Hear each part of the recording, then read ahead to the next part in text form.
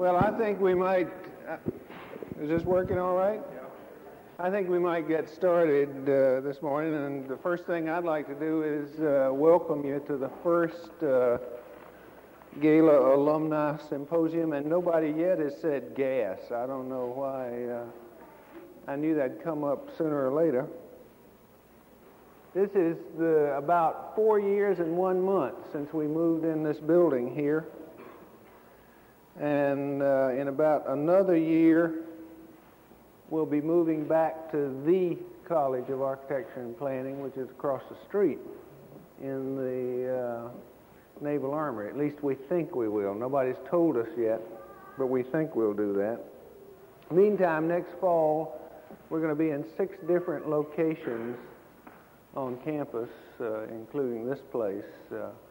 And for the people who aren't here now, who don't know that we're in upstairs and downstairs Carmichael Cafeteria, and the north side and the south side of La Follette Basement, and we're in a house a block and a half south of the Student Center, and here, of course, and then next year we'll be in a as yet undisclosed location.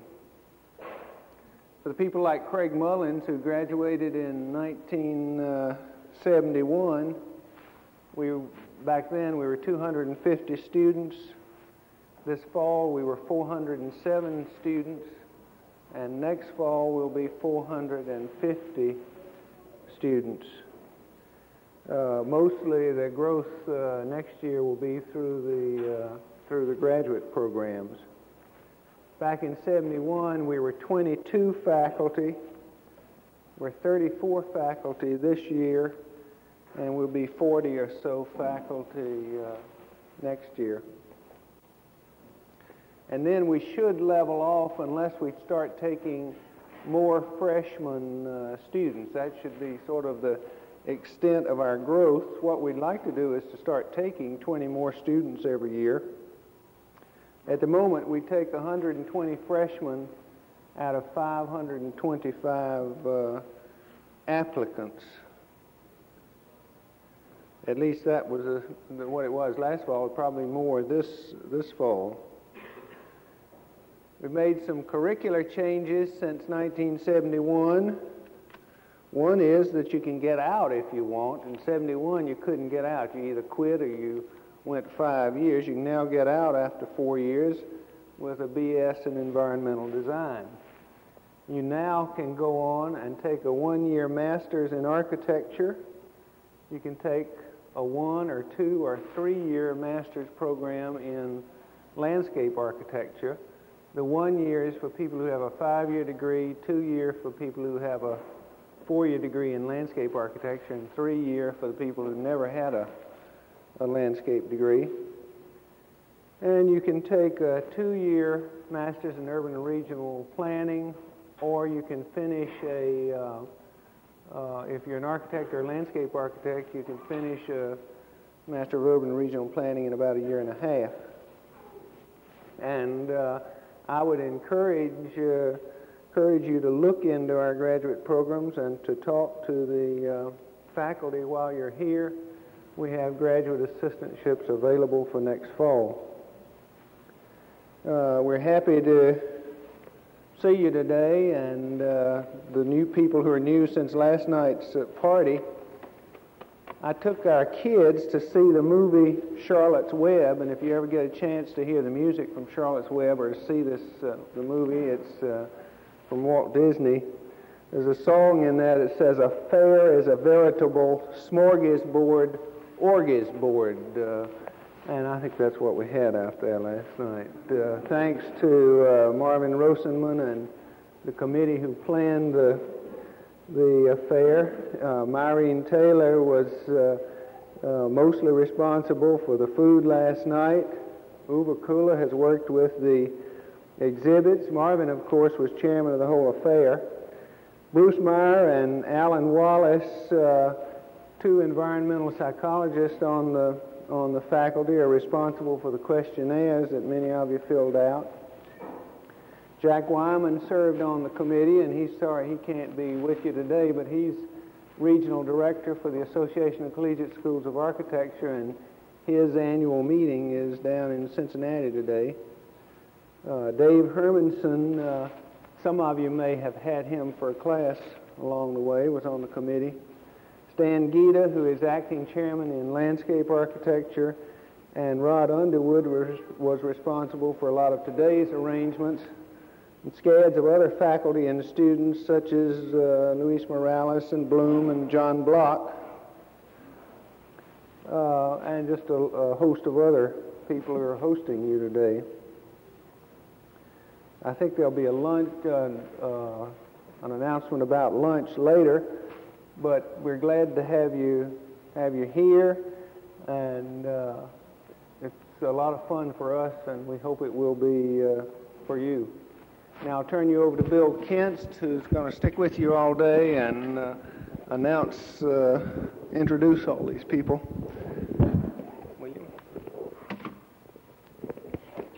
Thank you, Charlie. I'm going to attempt to be the interlocutor today. And we have kind of an unusual situation. We're asking 7 of our graduate students to lay on you some things about their practice.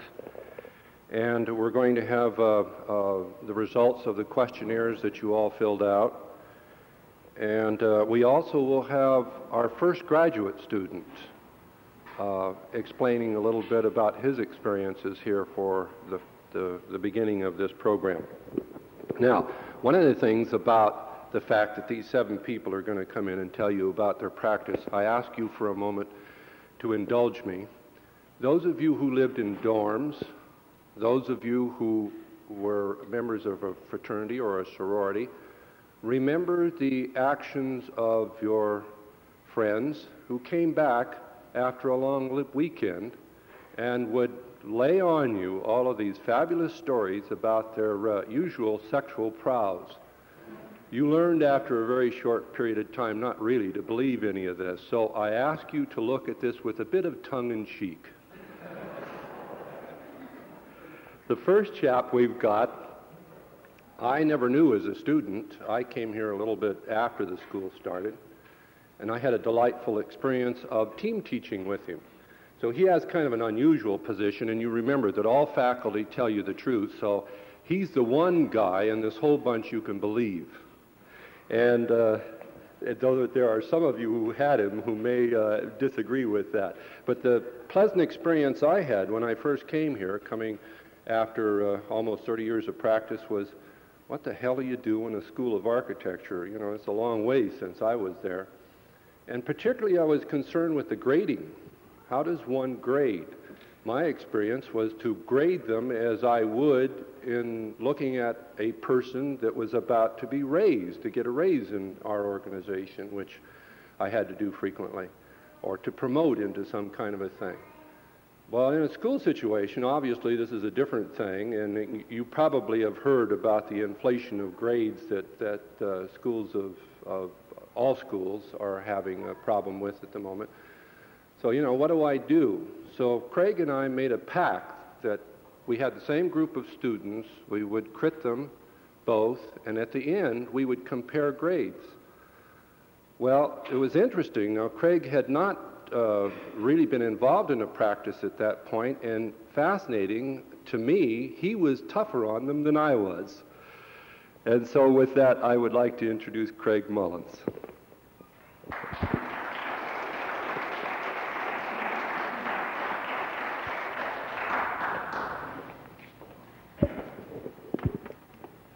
Thank you, Bill.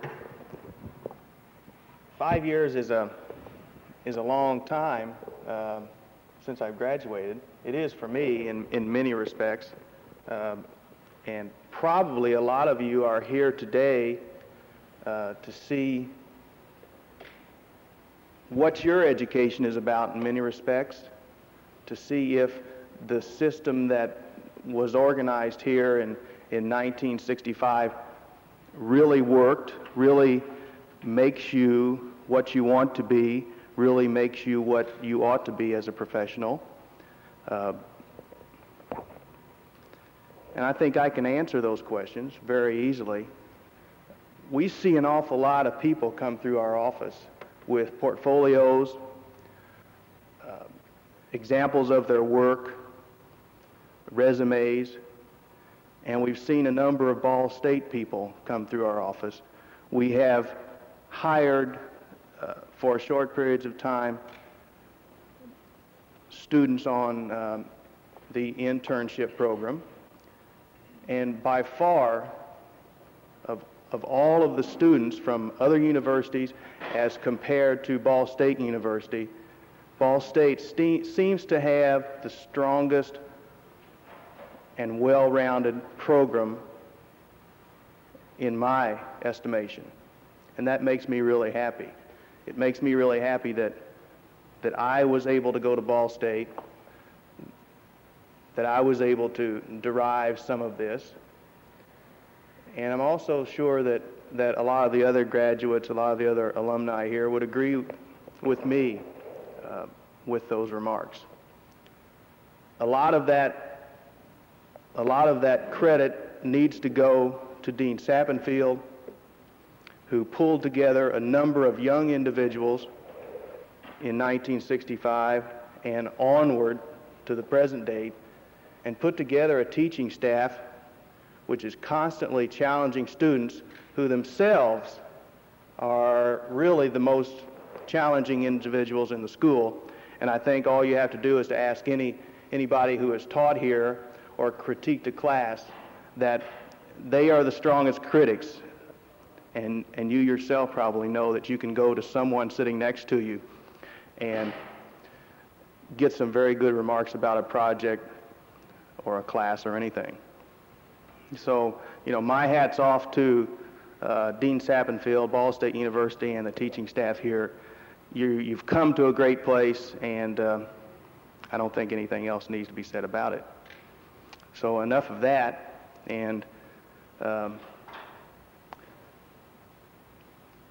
what I've been doing in the last 5 years, to reflect a little bit, upon graduation, I was given the opportunity to teach here. Those 2 teaching years that I had challenged me as much as the previous 5 years here in the school. I learned a lot about the faculty, even more than I knew about them as a student. So even during those 2 years, it was a continuing educational experience. After those 2 years, I think I began to get a little bit of an itch to get my feet wet, so to speak, in the profession and really see what it was all about in real life. And taking all of those things which I learned as a student and all of those things I learned as a faculty member, I tried to put those to use in some way that would some way improve the environment and help a number of people who would come to an architect for assistance. I've brought 2 projects here today to show you. The first one is a very curious project in that it's small in scale. It began as a project of about 4,000 square feet and finally ended up as a project of 1,000 square feet. The whole transition period, I think, is unique in how the project went from 4,000 to 1,000. The whole process was one of compromise, one of strong communication with the client, developing the client's ideas along with our ideas, and what we finally ended up with was in fact a compromise of all of these things. And I think for everyone here, it will probably be fun to see the transition of start to finish. Now remember that the project started in about this time of the year in 1974, and at this present time, it's under construction. So we generally think of $6 million projects as lasting a period of maybe 3 to 5 years. Well, here is a about $130,000 project that is lasting 2 years. Not that we worked constantly in the office for that long a time, but off and on it made itself present. If I could have the lights. Good.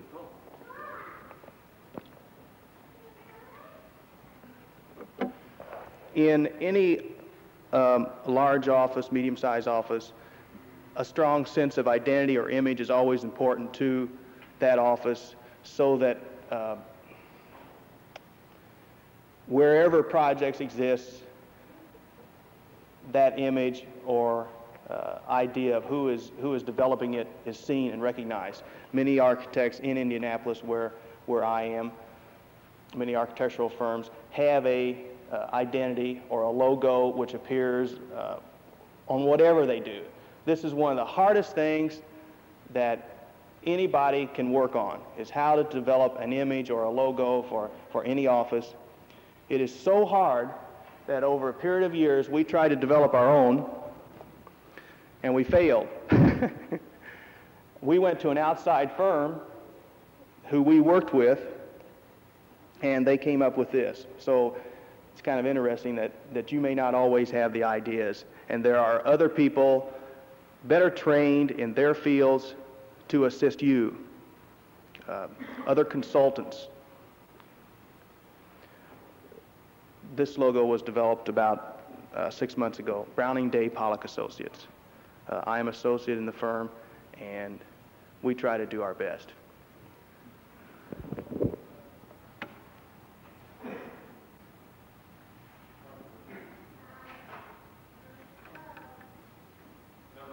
Number 2, okay. We're located in Carmel, Indiana. We have basically an open office situation. There are approximately 8 people employed, 3 landscape architects, 2 architects and a architect intern, a draftsman and a secretary. It's about split down the middle as to what we do into 3 parts: planning, landscape architecture, and architecture. Our newest location has a fantastic view out to Indiana farmland. It's very pleasant to work in that sort of situation. The project which I briefly touched on earlier is located in Indianapolis on 68th Street and Highway 421. In 1974, American Fletcher National Bank asked us to develop for them a typical branch banking center for them of about 4,000 square feet. Within that space, there would be 6 teller positions, 4 drive-up lanes for fast movement of people and money back and forth for the tellers. The teller workspaces and all those areas attributed to that. Officer spaces, a vault, banking lobby areas, and so on. When we developed that, when we first began the project, the program was set out describing a facility as I just described, and requesting about 4,000 to 4,500 square feet. We began at this scale, 8.5 by 11 sheets, and what I'm showing you are the significant parts of the whole development.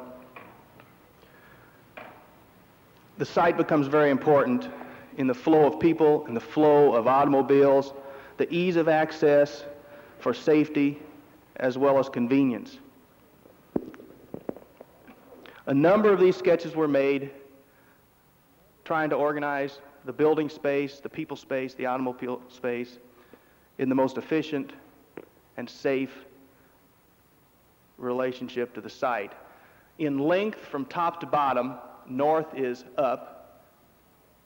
The site is about 230 feet long by, at the narrowest portion, by about 100 feet, 100 to 130 feet. At the lower left-hand corner, the corner of the site, is a major intersection, so you have to watch where you enter and exit because you get too close to the congestion and traffic and the traffic lights. So immediately those things begin to set up how you place the spaces on the site. We think about the building in section, in plan, trying to develop the plan relationships simultaneously with the site relationships. The site we found very clearly to dictate the building form. Much of the site we knew was going to be taken up with asphalt and automobile circulation. The bank insisted on a very, very strong image, as they always do. This was really the third American Fletcher National Bank project that we had been involved with.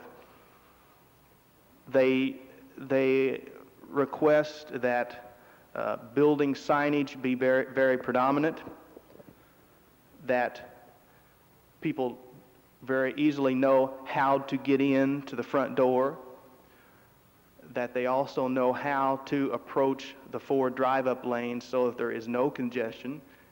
They also request at least 20 cars stack up so that during busy hours they have some place to put this influx of automobiles. The top sketch there is really the point at which our concept for the building takes place. You see the strong diagonals beginning to separate the building into 4 parts. The far part on the right where the cars drive through, the teller work area and the teller space is the next part. The third part from the right is the public space where they interact with the officers and also interact with the tellers, and the farthest space on the left at the top becomes the officer space and their support function areas. We tried initially to express things such as the bank vault, the manager's office on the front, but that began to get weaker and weaker as we went on as an expression. We thought at those times, at this time also, about elevation studies. What would the thing look like? How would it be perceived on the outside? And then we went into the bank with a formal presentation on tracing paper so that it could be easily reproduced. North is now to the left and up a little bit. This was the 4,000 square foot banking facility. You can see that on the bottom where you could enter and then immediately turn to the right and drive through the drive-ups, and then immediately out if you had no other banking functions to perform. If you just wanted to go to the drive-up, it's very clean and easy to get out of there. However, if you wanted to go park and get into the facility, you could park in either the left parking area or on the top parking area and enter into about the middle portion of the building. The expression of those earlier pieces, those earlier portions, division of user activities came out in the expression of skylights, allowing north light to flood into those spaces. In a previous bank which was done for the bank, there were also skylights which were not toward the north, and as a result, being near the teller area, the direct glare of the sunlight prohibited the proper functioning of their activities. So this was immediately solved by someone else's error in thinking, and we proceeded to at least face them north and still allow that kind of excitement to come through. 40 parking spaces, considerable number of parking spaces. Here the building begins to break down and to the various parts. Storage area on the right, drive-up lanes, teller area, You can still see the divisions of the various parts. Is that clear to everyone? Yeah, a little bit out of focus. You enter in up at the top in the middle and right into the public area. In this scheme, there was also a level change between the officer space and the public space so that security could be maintained. As always is important with any bank, that the manager of the whole facility is able to see everything that's happening. Security becomes very important. It's probably the most important thing in determining, in the bank's eyes, the building plan. When they look at the plan, they look at it in their terms, and their terms are, along with adjacencies of various things, security. You know, how would the robber come in here and act? Is it secure enough to repel him without being offensive as far as putting up bulletproof glass and these sort of things? In this scheme, this first scheme, we did not have a bulletproof resistant teller line. That's not typically done in any bank in Indianapolis. Building section, the model was first studied in white. There was a White Castle nearby, and we had many discussions on really whether to accept this fast food sort of thing and accept the whole idea of banking, and even taking it as far as making a burger bank, you know. And there's a lot of validity to that. You're moving a lot of people through. White models are hard for many people to comprehend. They're fantastic for the study of three-dimensional form on your part and on our part. But when it comes right down to it, it's really tough to sell a white model. And that's reality, and with a few clients you may be able to, but to be safe, we generally go and try to make it in a brown or in a more real characteristic.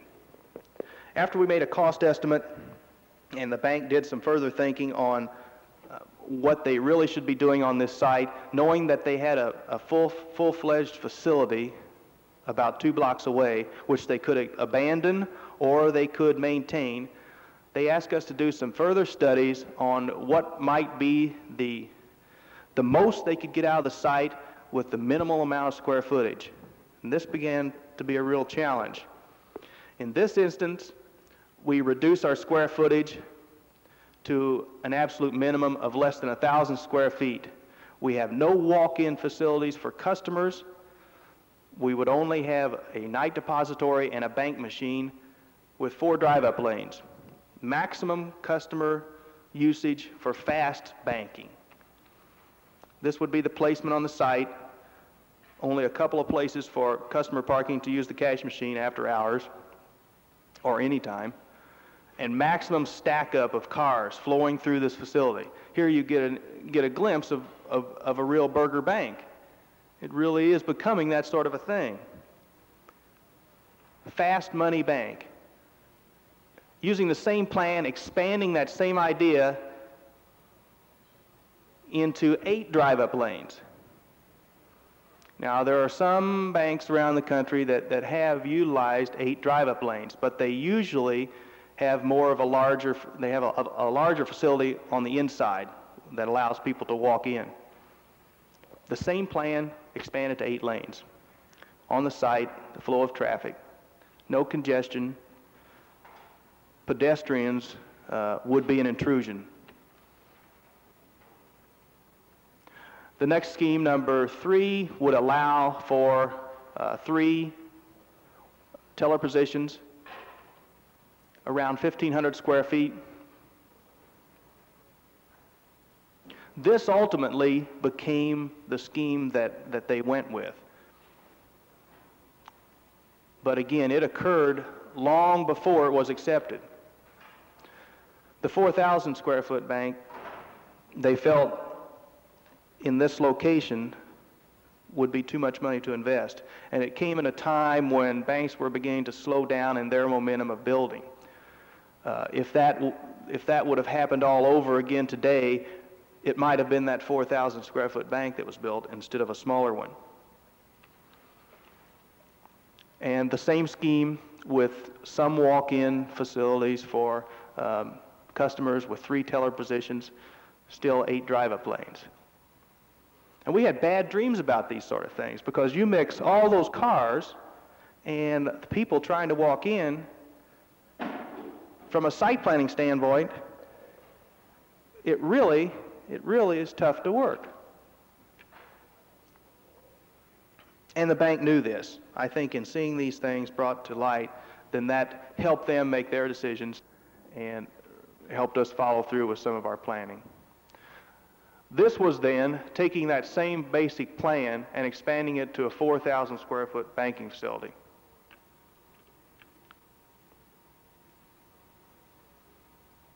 So you could go as a long range from a small 1,000 square foot facility to a 4,000 with no trouble. That they were interested in seeing.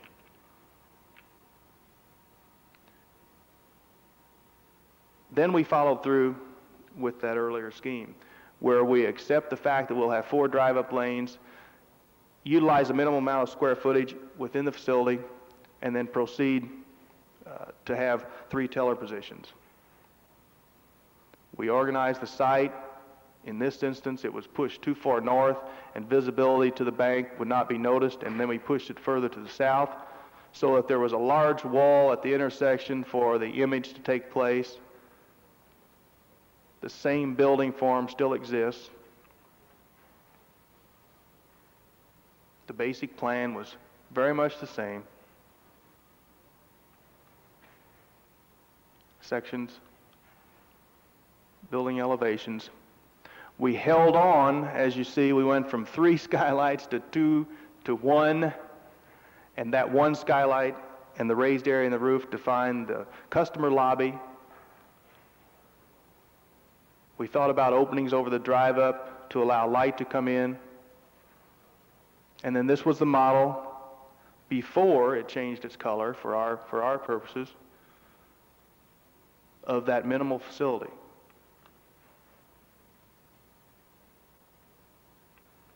The form very much dictated by the flow of traffic through the site.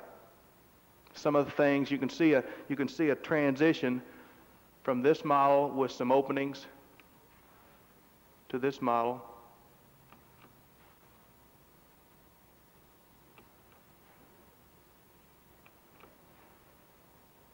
One of the things we do strive to do in any bank design where it has drive-ups is to include as a part of the building, a very strong part of the building, the overhang covering the drive-ups. Many times these are attachments and seem to get very weak in the whole three-dimensional.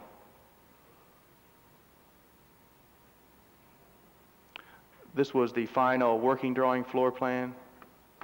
Won't dwell on these. We also became involved with color and material selections, brick selections. It becomes a very important part of the earlier planning parts of the building. They can't be left out until the end. These are about a week ago under construction.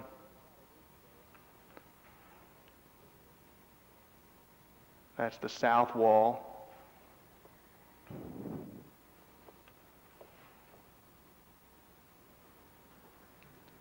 Pretty close neighbors. Merchants came in and developed their project and built it before it was even accomplished. Mortars selection, all of these little things became very important details. The wrong mortar selection would have let the lines of the joints stand out, and it makes a totally different feeling for a wall. That alone takes a lot of care. And then when you pick it out, when you pick out the mortar, you wait for about 2 weeks and hope it's right, because there's that whole drying process that has to take place. The second project we've been involved with for the last year, and these are only two of many that we are involved with, involves Depaul University. They asked us initially to do a study on an old building of theirs, an old recreational facility, which was about 40 to 50 years old. We got involved with it in terms of an addition. This is the back of the building. We made 3 very quick schemes, one where you added on in an L-shaped fashion and sunk part of it, another scheme where we actually went completely through the building and we had the running track running through the old part of the facility. They asked for a complete field house and an Olympic-sized pool, and those spaces alone are quite large spaces to deal with on a very tight site. Its close adjacency to a very new performing arts center on the north made this addition an intrusion for visibility to the performing arts center and just in density in the entire site. There would be an alley situation created, and it wasn't really desirable for the client. This we advised him of. We went further to do a campus circulation study, which had not ever been done for Depaul University, in terms of the flow of traffic into the campus and around the campus, between the campus and the city. And we finally came up with an overall plan, very simple plan. I don't want to call it a campus plan, but a very simple plan for what they might think about doing in the future with regard to parking, how people might get in there, and think about closing some streets within the campus and making mall situations within an outer loop, so to speak. At that time, we did locate an alternative site, investigated it further. It was near the other old facility, and we proceeded to do a scheme for them within a budget which was basically imposed by them. The addition onto the old gymnasium would require approximately a $4 million cost.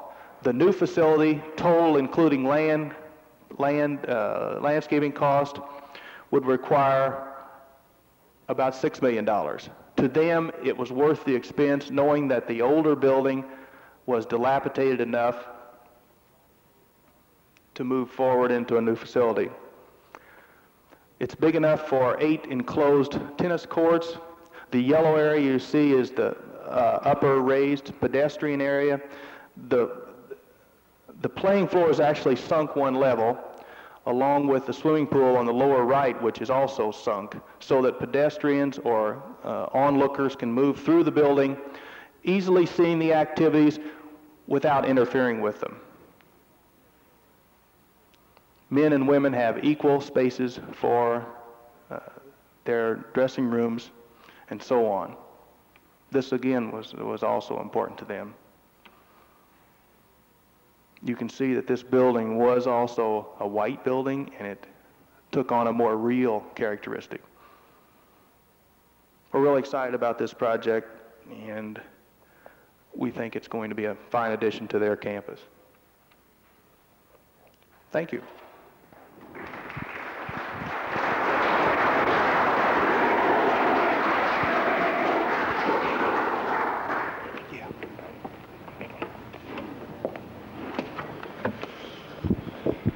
Thank you, Craig.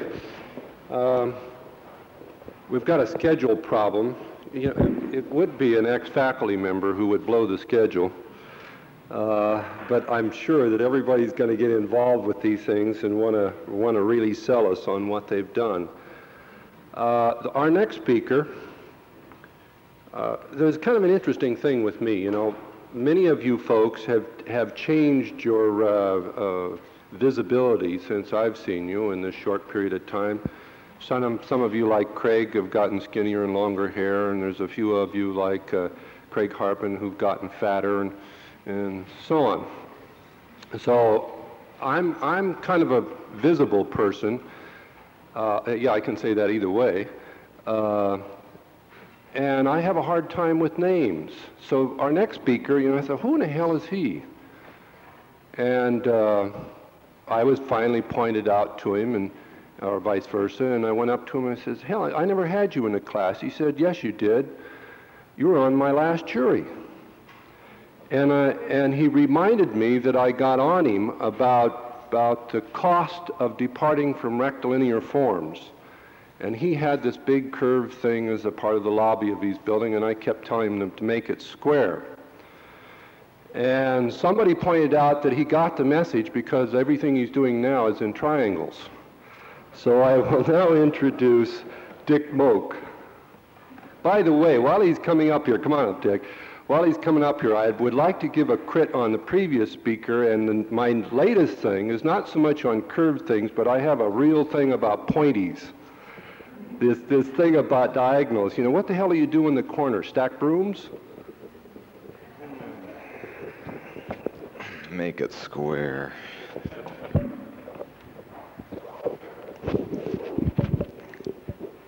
Thank you very much. My name is Dick Moak. I graduated in 1972, 1 year after Craig Mullins.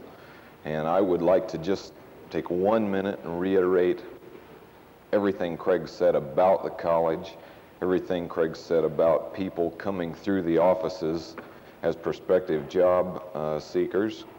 We certainly see many people and hear many things about people from the other offices in Fort Wayne.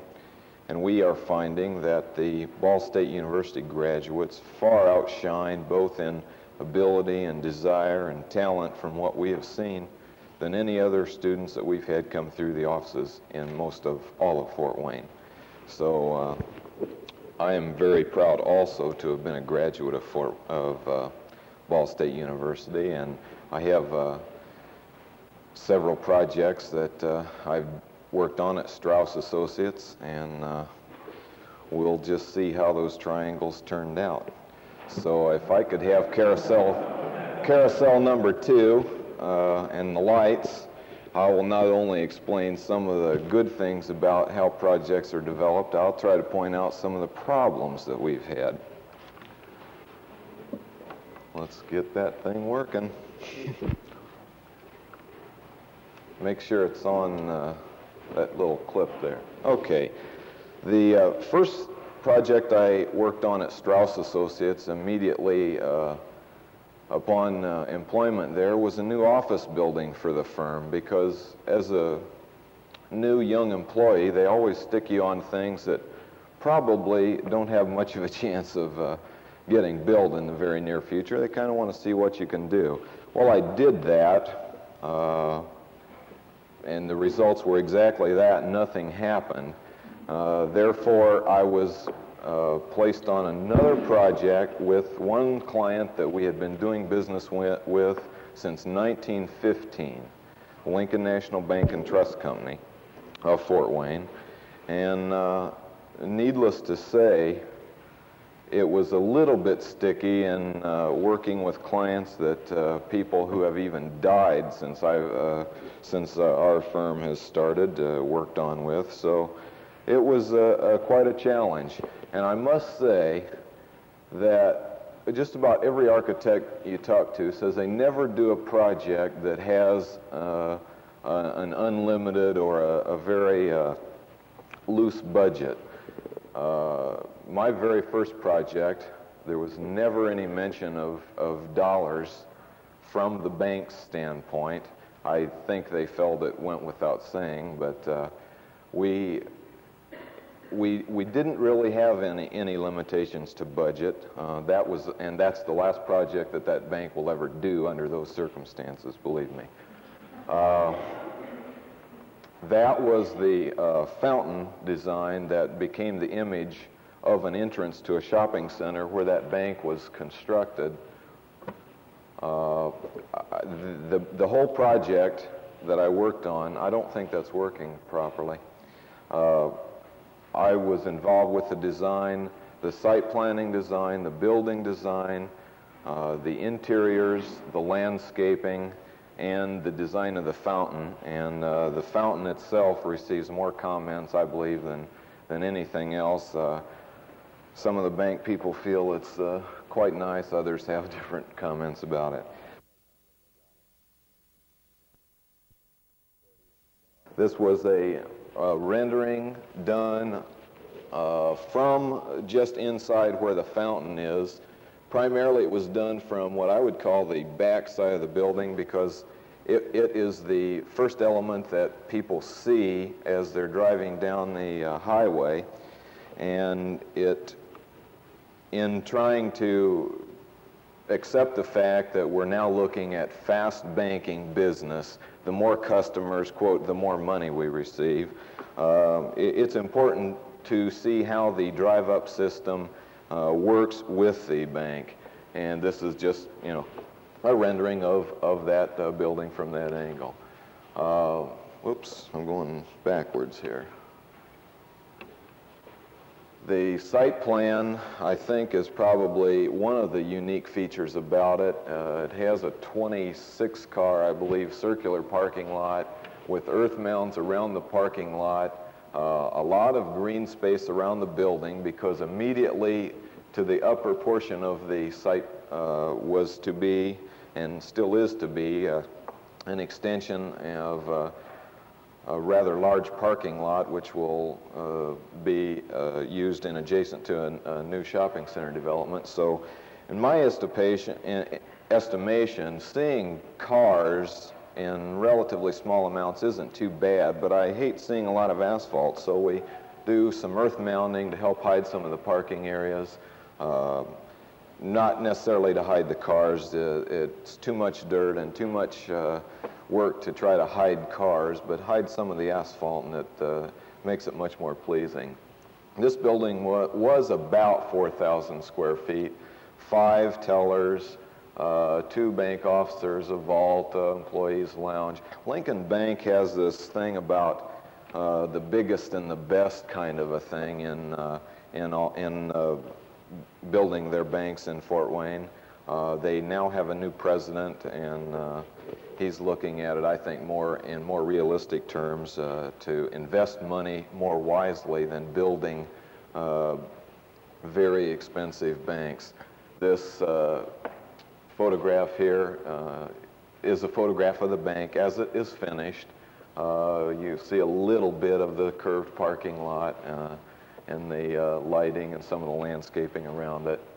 Again, a little bit of the mounding. It's a little deceiving. That mound is about 3.5 feet high, so the photography, I think, lacks a little.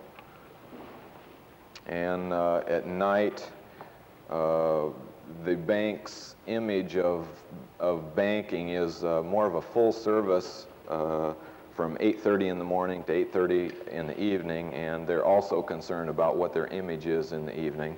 It's adjacent to a high-speed highway leaving Fort Wayne, so it's important how buildings look at night as well. And these are a few detail shots of some of the lighting characteristics we use.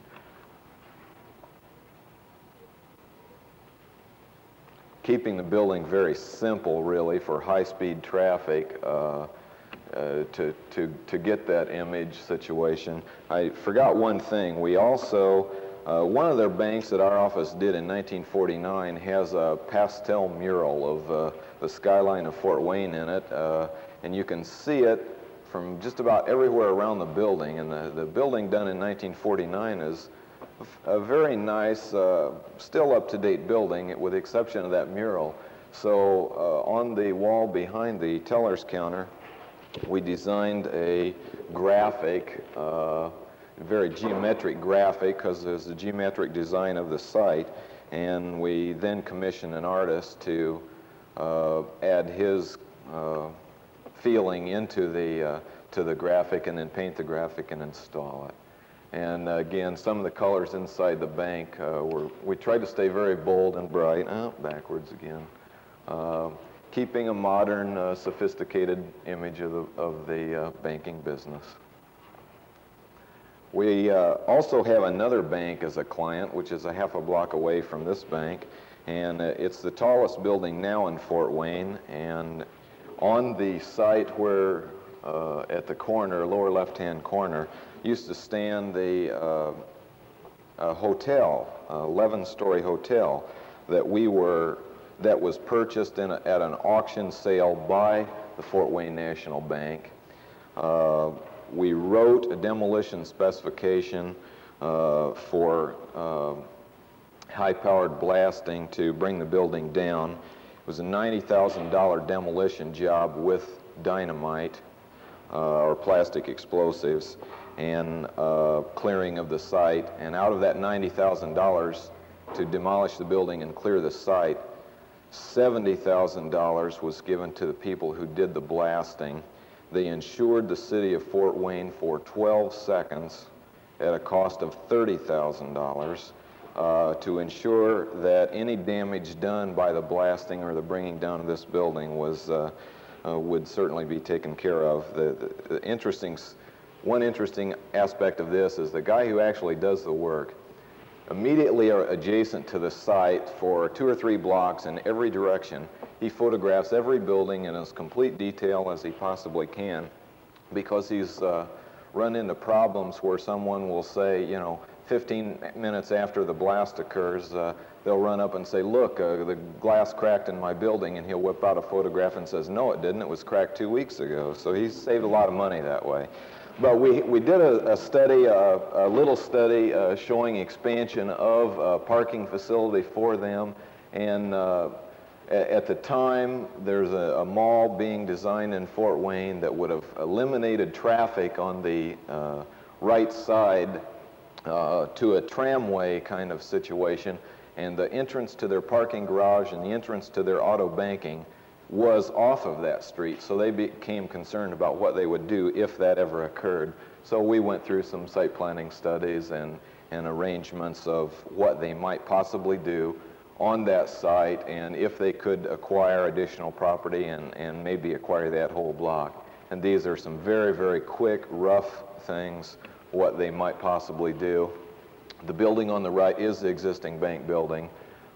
Connected on the north side or in the back by that parking structure to a new office, speculative office structure for the bank to lease or to sell. Since this was done about 2 years ago, really nothing has been done, but now they can't decide whether they want a 15-story building, which this portrays, or a 30-story building. I think they want to compete with Roche Dinkeloo and People's Trust Bank, but they won't. Another project that right now is nearing completion was an addition to a church facility in a little town north of Fort Wayne, Churubusco. We did many, many schemes of how to seat 300 to 350 people in a sanctuary without getting many people very far away from the altar and chancel area. They also wanted a classroom addition, administrative area, and a new narthex. This represents basically the final result of this. And in the upper right was where the circular long, skinny circular element, and the big block off to the side of that. That was the existing building, and our proposal was for what's in the lower corner. In plan, basically we're seating 350 people plus a 25-member choir. No one is further away from the altar than about 45 feet. I believe 6 classrooms, toilet facilities, and a library. When this job finally went out for bids, the 6 classrooms were eliminated, and the toilets and the narthex area was expanded to give them a little bit more space there. But basically the building is in this form. This being a rendering showing the total complex of structures on the site. Basically the building that was there was fairly easy to add on to because it was so simple. It didn't have a lot of frills and things on the building, so we tried to keep our massing very prominent, but yet in simple material combinations that would relate very well to the existing building. And they haven't really cleaned up the outside yet, and they're still working on the inside, but these are a few photographs. That central element being the administrative area, which is exactly the same form, material, and shape as the sanctuary, but in much, much smaller scale, which begins to say, okay, the sanctuary is the prominent and most important feature, and it then begins to blend down into the existing building, and the on the left is that curved, long, skinny, curved element that used to house the administrative areas. And this was from the opposite side. They wanted a covered entrance or a drop-off point to let people into the church and pick them up. Again, I think at the very right was the corner of the existing building, and the brick is supposed to be an exact match, although it was done several years ago and it's the same brick. It is not the same run, so it's very close, however. This was a little building or storefront in a mall in Lima, Ohio, which they already had a store in that mall, but they rented some space 20 feet wide and 120 feet long, half of which was to be commercial retail sales. And it's a card and candle shop, gallery of social expressions. They came up with that title. And the thing about storefronts in malls is they're all very competitive, and they all try to do more than the next guy or be more prominent than the next guy. Our feeling was to make ours as simple as possible with one interesting arch form as the entrance to the store, and I think came out very successful. What Craig said about mortar color is very important. On the bank, the branch bank, the first project,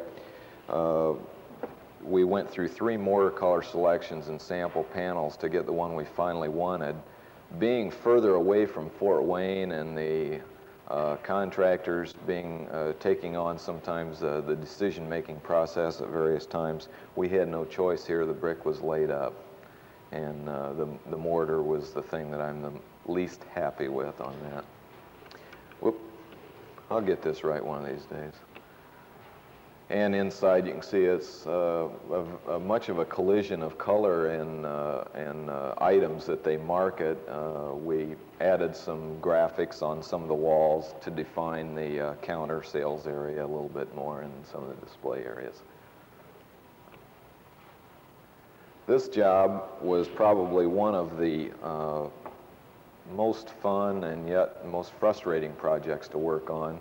We did a site study, several site studies of this addition. The main sanctuary structure is existing, and that's at the upper left corner, and then there's a connecting link to a classroom area that you see just immediately left to the building at an angle. It became very significant because they were allowed one access to that site from the street, 2 accesses actually, but one had to be on the lower side, and in order to get the facilities in that they wanted, it just about had to take the form that it has because of the corner down there. It became totally a useless corner with any other kind of design in order to get that amount of space. We had a lot of fun designing this project, but in reality it was heartbreaking. We designed the building within the budget limitations that were established. Church groups are notorious for saying, well, yes, we need this. Oh, yeah, maybe we better have that too. Well, yeah, we maybe better make that bigger. So the thing increased, and at various stages, it's very important to document new criteria for the owner, because you don't want to get to the end of a job and say, well, yeah, it cost you $200,000 more because you wanted all these things. Well, why didn't you tell them that as they were going along? Maybe they could have made some more rational decisions. Well, we did that. It was a $390,000 budget in the original job, increased to $425,000, increased to $475,000. Our last estimate was $490,000. Bids came in $540,000. 1 week later, we negotiated with the low bidder and got the eliminated a few certain things and got the contract price down to around $500,000. The owner said, well, I'm sorry, we said we could get that, but we don't think we can, so it's got to be $425,000, and there's no way we can get any more. So we had to redesign, really, because in that particular design, the mechanical system was in the portion that we had to eliminate from the project. So we had to redesign part of the, well, we really had to redesign the whole thing. It came in then at $450,000, and they said, well, we said we could only get $425,000, so we're not going to build it, and that's the way it turned out. This was a proposal to another church, which was really just across the street from the one before. Again, existing school building, Lutheran school building, and we were adding on an 800-seat sanctuary, plus some a little administrative space and some courtroom space, et cetera, et cetera. The design basically was very simple. It was a very rectilinear square building. And we tried to keep things in mind to keep the cost factor in control, because it was a type of turnkey proposal where we and a contractor worked out the entire building design and cost and made a proposal to the owner. It was subsequently rejected because another architect made a less expensive proposal. But we did certain things that we thought would help hold the costs down by eliminating a lot of exterior wall space. And on the sides of the building, we tried to bring roof areas down to a lower point, which is basically, we felt cheaper to build roof area than to build wall area. So these are some of the things that we tried to do in controlling the costs. And I don't know in reality that when they finally built the job that it cost any less, but maybe ours wouldn't have cost what we said it would have either. So, but this is basically how it turned out in model form, and that's as far as it ever got.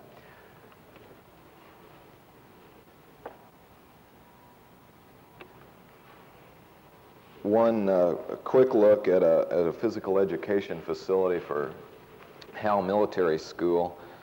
Interesting fact here was they were waiting for $2.5 million to come flying in from a very large corporation, Procter & Gamble, and one of the board members was also one of the board members or something of the Robertson company.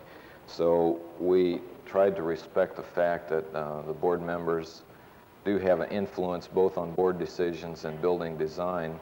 So we ended up with a facility that used a metal panel system over a precast concrete system, and as of right now they're very much closer to receiving their grant from Procter & Gamble, so we think this project might be going ahead rather quickly. This project probably has more influence in Fort Wayne because of the conflict between a downtown convention center and an addition to the Coliseum. which really isn't a conflict, but we are looking at it in terms of massing in addition to the Coliseum building, which is very distinctive form. This model was built to show the massing, not really to show the building design, but to get the massing characteristics down for the building. We then did some repainting of the interior of the existing building, which brightened it up considerably. They had 19 shades of decorator beige inside the building that we wanted to liven up a little bit. And we think it came fairly successful at doing this. We also did a very small branch bank in a very conservative community, Warsaw, Indiana, and we were asked to compete with a $75,000 including banking equipment cost building manufactured by Diebold Company, and that was what they wanted to build except for two of the board members of this bank. So we were asked to design a facility that would be relatively inexpensive, more expensive certainly than a prefabricated building, but something that would be much more distinctive. We designed this building, 690 square feet, 4 drive-up banking lanes, 2 teller stations inside. It was also in a shopping center area. The board voted twice based on material we'd given them in drawing form. It got voted down by 1 vote twice, the design did. I therefore became a little leery and decided to build a model to show them a little more because I didn't feel they understood what the drawings were trying to convey. We built the model, they voted again, lost by 1 vote. We redesigned the building, and this is how it turned out. They wanted something much more conservative that would go a little bit more with what they had in their main building downtown, which was white marble. This is white brick. I really have a great distaste for white brick most of the time, but that was basically the criteria. It had to have white brick and metal panels on it in some way, so this was what the building turned out. Being further away from Fort Wayne and having less control, the board of directors have a little more to say about what they want to do because the contractor was a member of the bank, or also a depositor at the bank. The worst thing really that happened was we had a pad-mounted transformer for the electrical meters that sat on the opposite side of the drive-up banking lanes. That was one of the items that was cut out when the job was bid. It was then supposed to be on a pole on the opposite side and an underground feed to the building. I don't know who was responsible for it, but you can see the electrical meters right next to the identification of the building, and about the only thing we could do was paint it. So that was again a problem that we faced with the owner. This is a little project that I'm working on right now. A friend of mine is building an office building, or wants to build an office building, a very small site, very quickly. It was going to be a building for he and his company, and now it is turned into more of a speculative building. These were some drawings that were done to help get prospective tenants in the job, some very rough sketches of what the building might do in terms of the first phase of the project. They all have something they want to add to a building. No matter what you do, they're going to have an idea as to what they would like to do, so you try to show them how it would affect the building if they did, in fact, add stone or some other material to the design of the building. They wanted professionals to lease the upper floor of the building, so the professionals wanted to see what their side of the building looked like, so we do a little sketch of their side. Track and Field Hall of Fame in Angola will never, I don't think, ever get built. Here's those triangles. They're in litigation right now. There's one group in the country that calls themselves the Track and Field Hall of Fame of the United States. This group calls themselves the United States Track and Field Hall of Fame. 2 years ago, they wanted to get the jump and look more substantial and more involved with what they were doing, so they hired us to design this museum of Hall of Fame for them. These two groups are presently suing each other for the rights to be called what they want to be called, and who is going to be the real Track and Field Hall of Fame. I don't know what will ever happen. We're not really counting on this to meet payroll. This is really one of the most difficult projects. This is a residence I designed for my wife and I. It's not under construction yet. Hopefully, in not too many more years, we'll be able to do something very simple, economical, if there is such a thing. Right now, we're living in a house we purchased last August in Fort Wayne, and this is my wife's decorating.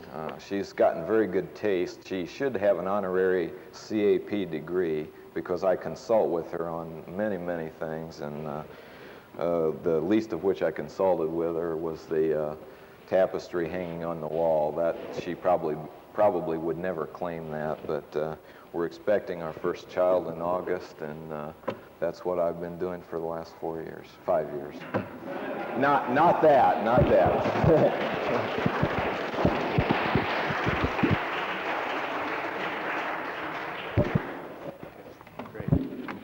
Okay, we're going to break for a few minutes, but before we do, I need to get a couple things. One is, I want to make sure that you all sign the register that's where the donuts were. We want to make sure that we know who all's here. Second thing, we want to put an order in for lunch. And Marvin has a bargain you can't refuse. It seems as though in the deliberations of Chow, we finally got Kentucky Fried Chicken to come up with the best deal. And you have two options. You can have either 3 pieces or you can have 2 pieces. The 3-piece, which is normally $1.89, we get for the fantastic price of $1.50. And the 2-piece, which is normally $1.50, we get for the fantastic price of $1. The 2-piece includes coleslaw, and the 3-piece includes beans and coleslaw, so you got a real deal there. Now, what I need to know is how many of you want a 3-piecer and how many of you want a 2-piecer? The other thing to keep in mind, it's going to be hot, and it'll be brought here hot, but there's going to be no refreshments in the afternoon, and so if you want to sit here and chomp on a chicken leg in the afternoon, great, get the 3-piecer. So would you please raise your hands, who wants the 3-piecer? 1, 2, 2. How many want the 2-piecer? 1, 2, 3, 4, 5, 6, 7, 8, 9, 10, 10. You guys are going to starve to death. We want you to stick around, by the way, at lunchtime, because we can get you in the corner, and some of these guys that have already done their thing, while you can all crit them like you used to do, especially talking about pointies. Oh, wait till I get those guys. Okay, let's adjourn now for a few minutes for refreshment. I'm not sure that all of the alumni know that we have 2 additions to the faculty that we lovingly call our resident shrinks. And they were given the opportunity of looking at these questionnaires, of helping to define the questions in the questionnaires, and then the results of these questionnaires. The other day I was walking down the hall, and we found both of them in the same office. Now, when you put 2 shrinks together in the same office, the question is, who's analyzing who? And they kept convincing me they were really analyzing the questions. So without further ado, I would like to introduce Professor Meyers and Professor Wallis.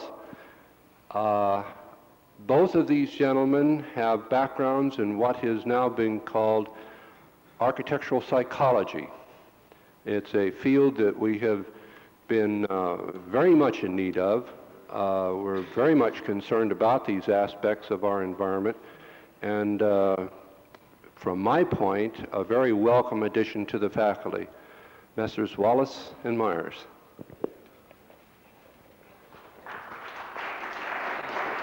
Thank you, Bill. We also go by Chet and David and other times. Could we have the lights and start the number 2 projector? Okay. No, go ahead. We have to get our act down. This is just our dress rehearsal. Are we getting out of focus? The first question which you may recall our asking was, what was your first position, assuming it was in fact in architecture? I think we have the right one here, a landscape. Most people did tend to stay in Indiana, which is nice to know that we are satisfying the needs of the state.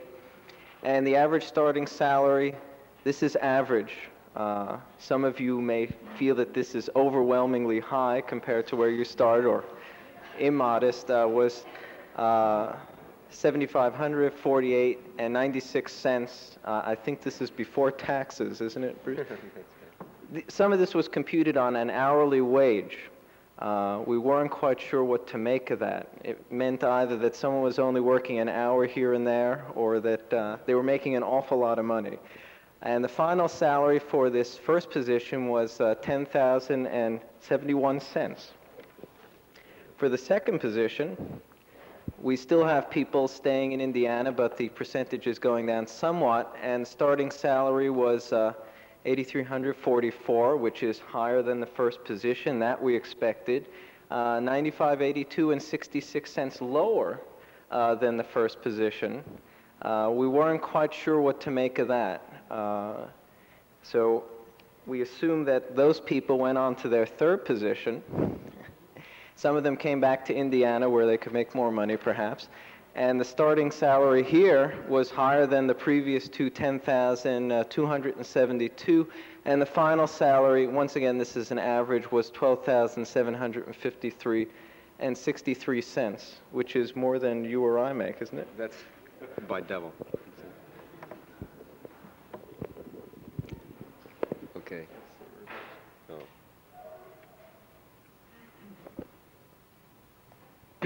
This is a fairly simple look at the size of firms people look for. You'll notice a modal size over there of about the highest frequency responding to a firm size of about 4 to 9 over the first, second, and third positions. Not an overwhelmingly surprising set of statistics.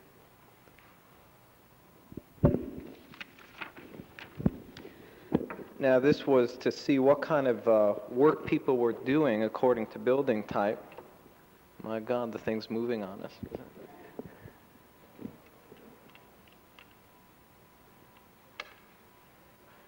I'm just checking the focus of your eyes. And if we took the totals in each, just in terms of building type, what we find is that the most common building type that people are working on is commercial buildings. And the second most common were educational facilities, which is nice to know since we offer an elective in educational facilities. And the third most common was housing. This presumably is multifamily housing. The fourth was public buildings, and the fifth was single-family residence. In terms of the dollar value of this was quite impressive, I thought. The most frequent dollar value of projects was over $1 million. And the next most common was that from $500,000. Am I right here? Yeah. No, the next most common went down to 0 to 100,000. So you're either doing very large projects or very small ones. I think there was a garage in here and some shelving for a den in that first category. And then the next most design consulting on the shelving. The next most common was $250,000 to $500,000, then $500,000 to $1 million, and then finally $100,000 to $250,000.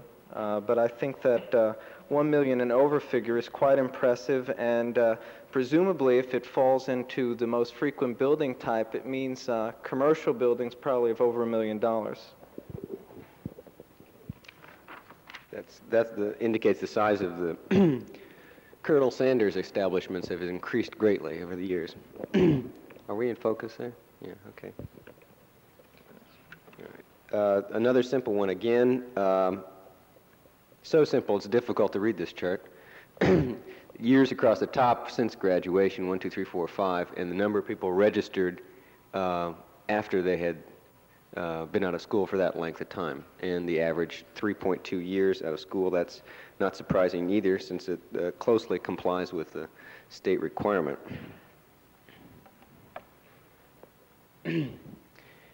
Then we try to take a look at where in the office, in terms of real occupational activities in the course of a day, did people spend their time.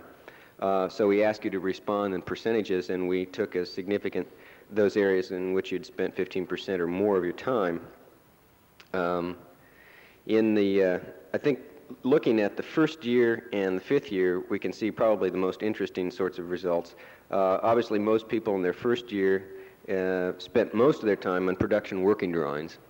I think you can see a very high figure of 44 there, and spent the second greatest number of hours were spent on design in that first year position.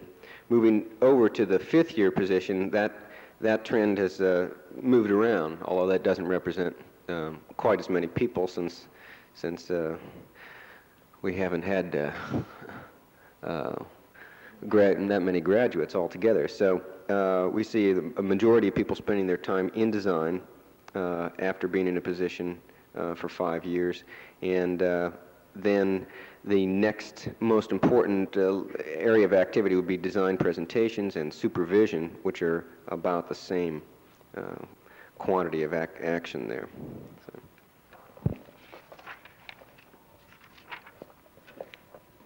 The next part of the questionnaire that we sent out was to evaluate our curriculum. We now have a system which some of you may be familiar with, where students evaluate instructors, instructors evaluate students, instructors evaluate instructors, the janitorial staff evaluates the president of the university. Well, it's a very comprehensive system, and we decided to add to it to make sure we left no stone unturned the evaluation of alumni of their experience. We hope to make this an established part of our evaluations so that we know we are in fact responding to the educational needs as our graduates see them. How's that?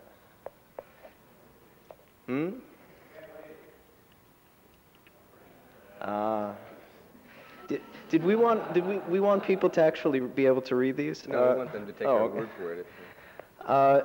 This was to rate the curriculum. We broke it down into core curriculum and the design curriculum. And we find that in the core curriculum, in structures, people tended to rate this as average. Environmental technologies also were rated average. Communication and graphic media average. History and theory above average.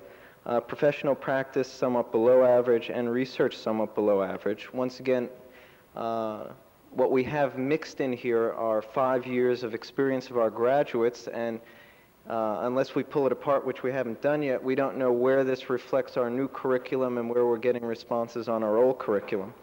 In terms of design, they tended to be rated right across the board as above average, which I think is quite gratifying, since I think all of our faculty also teaches design as well as other courses.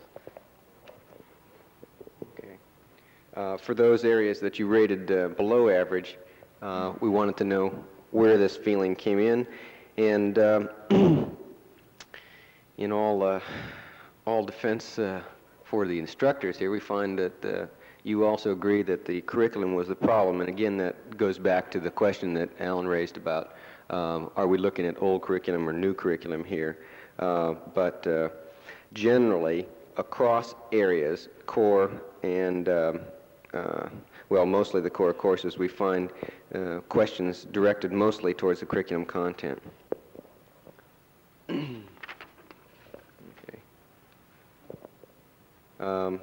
And with respect to your present professional work, how relevant was CAP training by area was the question. And we find at least relevant to extremely relevant characterizes most areas, core and design. It's interesting to see the extremely relevant responses under the design areas. If you look from 1st to 5th year in response under design, what you notice is a movement from relevant to extremely relevant. So it means you got happier and happier about design, I guess, as you progress towards graduation.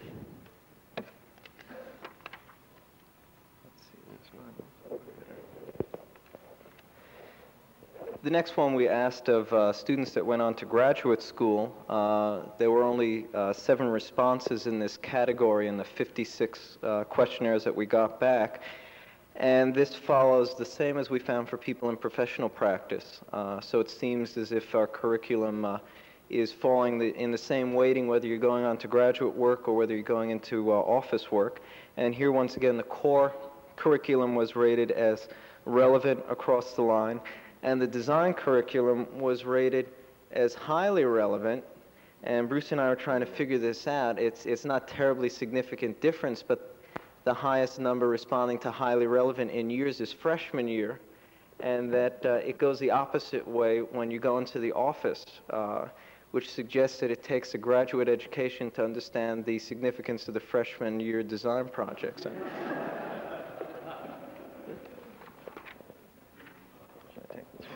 And in terms of the evaluation of what these responses mean, we find it's the same kind of comment or criticism that we have in terms of professional office evaluation, that the weakness is seen to lie primarily in curriculum content. Once again, we're in the final phases of our curriculum revision at this point. We hope we've taken care of most of the deficiencies that have shown up here.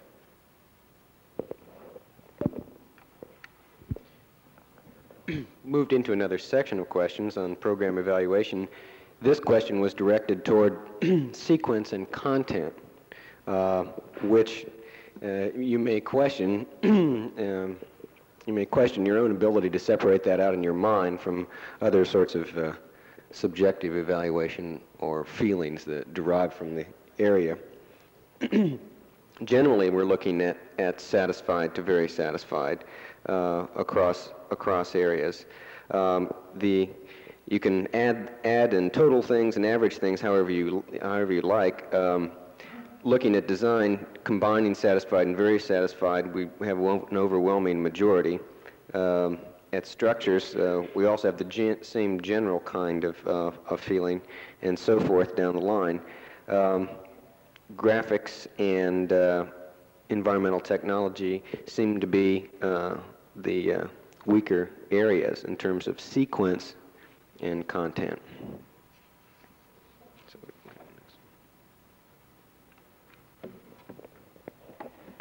In terms of area of emphasis, are we giving enough emphasis to areas in our curriculum, an adequate emphasis? Should we give it more emphasis?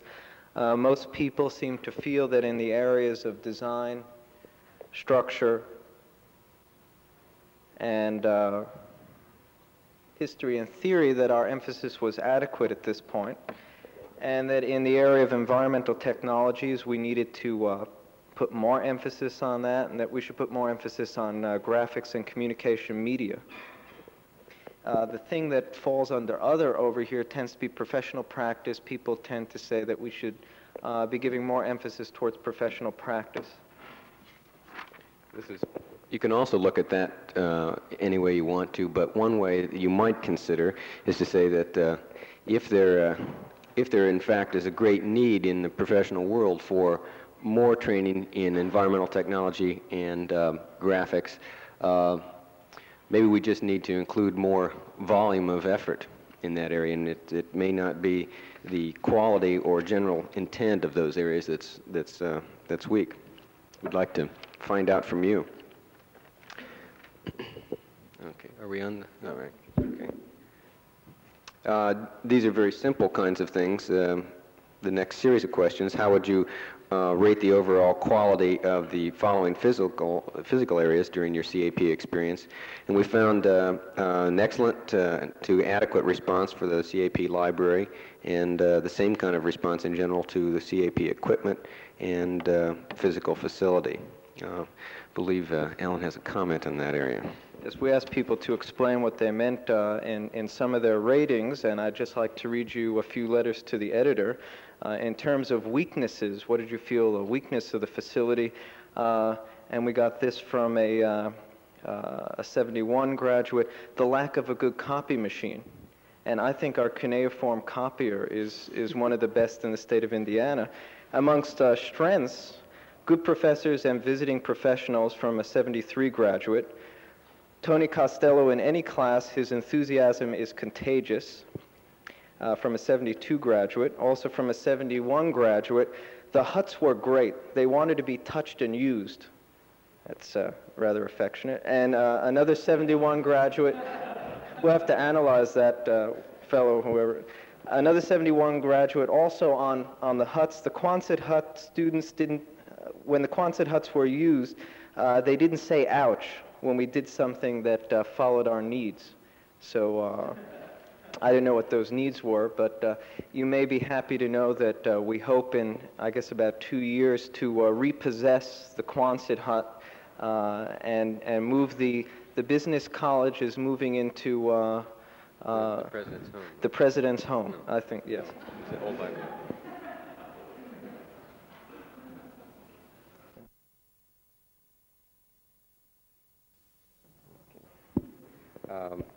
Rating Ball State University outside of the College of Architecture and Planning, I'm glad we have some of the guests that we have this morning, and I'm glad that some who are not here are not here.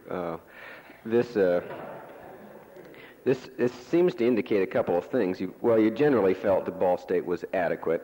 The weakest area, according to you, is cultural events, which just shows how cultural you have become since you left or became during the course of your education here. So quite a demanding group in that area. Okay. Do you want to do this? Okay. Which of the following do you consider to have been most relevant to the development of your personal design or professional philosophy? And very positive kind of response from our point of view on this shows the highest frequency of response on great relevance to CAP instructors. Of course, this doesn't include Alan and myself since you never met us, but and the second most frequent sort of response would be to office experience.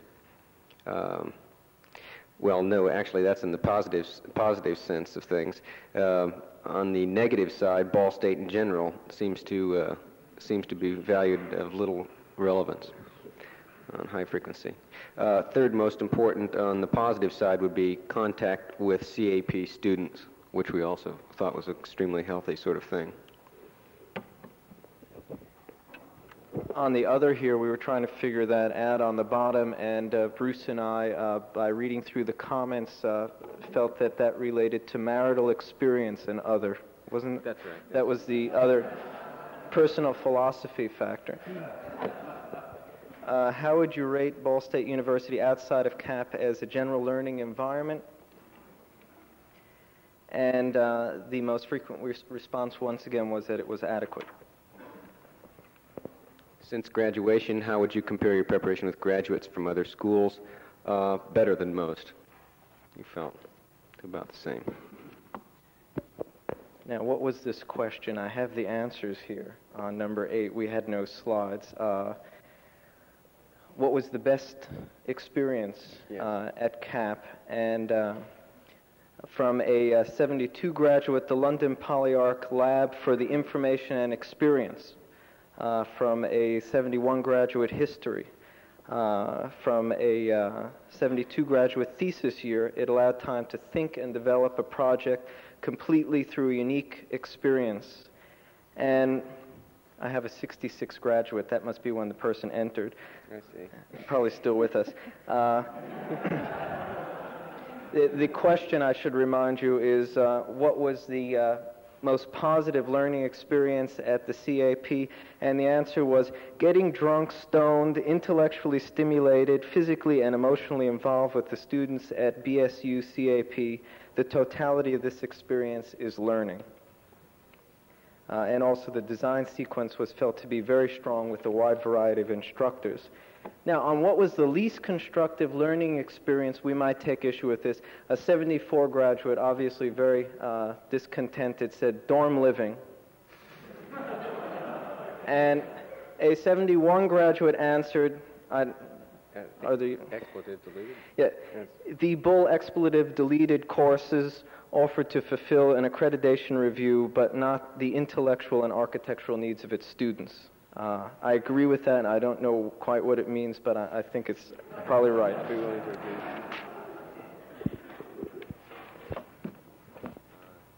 Next simple one. In general, do you feel that the type of design problems given offered a sufficient variety? Yes. In general. We tried to interpret that, but there wasn't much room.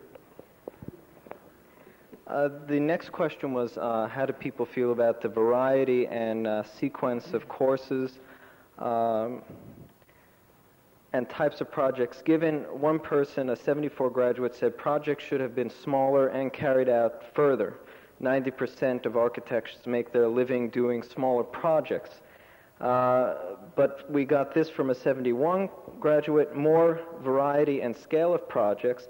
There should be larger projects like planning projects for at least 1 quarter using 2 to 4 man teams.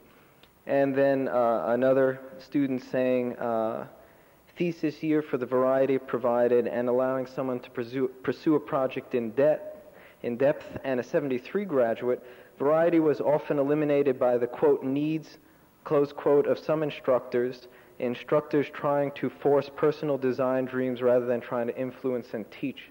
This, we weren't here then, Bruce, were we? No, that's right. Quite fortunate. And number 11, was the design sequence logical? The answer was overwhelmingly yes. Question is, were the design students logical? We don't know the answer to that at all. So one comment from the 74 graduate, more so now than then. I don't know when then was, and if he means now by today. And 12, from your CAP experience, was guidance for CAP students by faculty adequate or inadequate? And most people felt that it was adequate. Again, where that adequate level is, we're not sure. But there were some comments on that, which I'll let Alan review. 73 graduates said guidance can only be as great as the person leading and the person being led. I couldn't agree more with that. I think.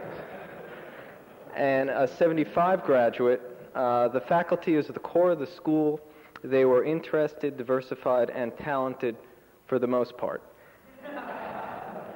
And from a 71 graduate, guidance came from a deep and heartfelt concern and involvement with students in and out of CAP. And our final question, what should we do to improve our performance? 74 graduates said more real-world training.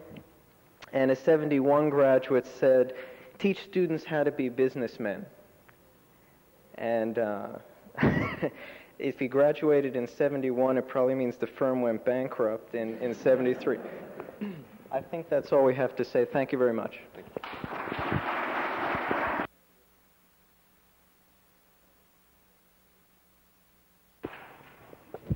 Collect your stuff. Okay, thank you very much. This is the first time I had seen this information. It was kind of fascinating for me, environmental sciences, you know. But I can assume, of course, that your comments were made by the earlier graduates that had the 2 previous instructors and the present instructor staff. Oh. Okay, we're moving on. It was kind of interesting. The next 2 speakers in the committee meeting that determined, you know, who was going to, what order of people speaking, there was quite a hassle about this because the 2 people are Mr. Walgamuth and Mr. Stutler. And the comment was, my God, we're going to have a sensory overload. Because here are the 2 guys that probably, and I'm misusing the word, I'm sure, the most radical students that ever hit the school. And please, I'm not saying politics, because I never had a political discussion with them. It probably would have ended in a duel or something, had we. But in any event, I look forward to both of these speakers telling about some of these experiences of going from things we saw happen here out into the real world. Now, the first speaker is probably our most illustrious insofar as gaining some credibility in the outside world, having won the Paris Prize while he was here, our first and only student to do this. And so he's going to relate some of his experiences as the result of that grant or of winning that prize. And I give you Mr. Tom Walgamuth.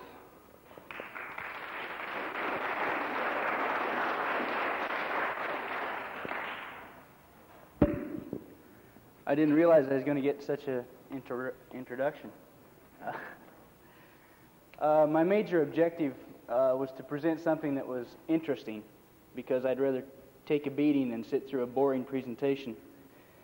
So I decided to kind of give a travel log. I'm going to show you some slides of Spain, just as sort of a contrast to Morocco. And most of the slides will be of Morocco. And for effect, I'm going to throw in a couple slides of my car and my daughter. I'm ready to go.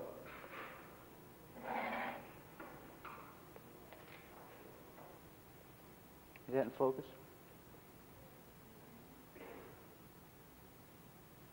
This is, I call this the Three Towers. I don't know for sure exactly what the real name of the complex is. It's a condominium. You could buy a two-bedroom condominium in these towers for about $10,000 American. This is in Torremolinos, and I threw these in because it's my favorite building that I ran across. They're all cast-in-place concrete, except for the part that's, there's a few bricks here and there.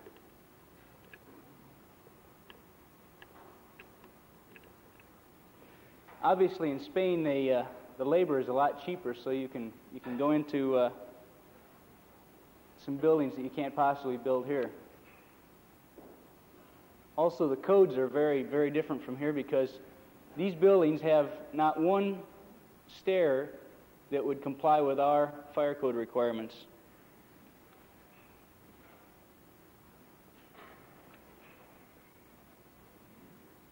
The brick towers contain the elevator. The elevators are round. This is the hallway on the top floor. The other hallways are the same, except they don't have the skylight.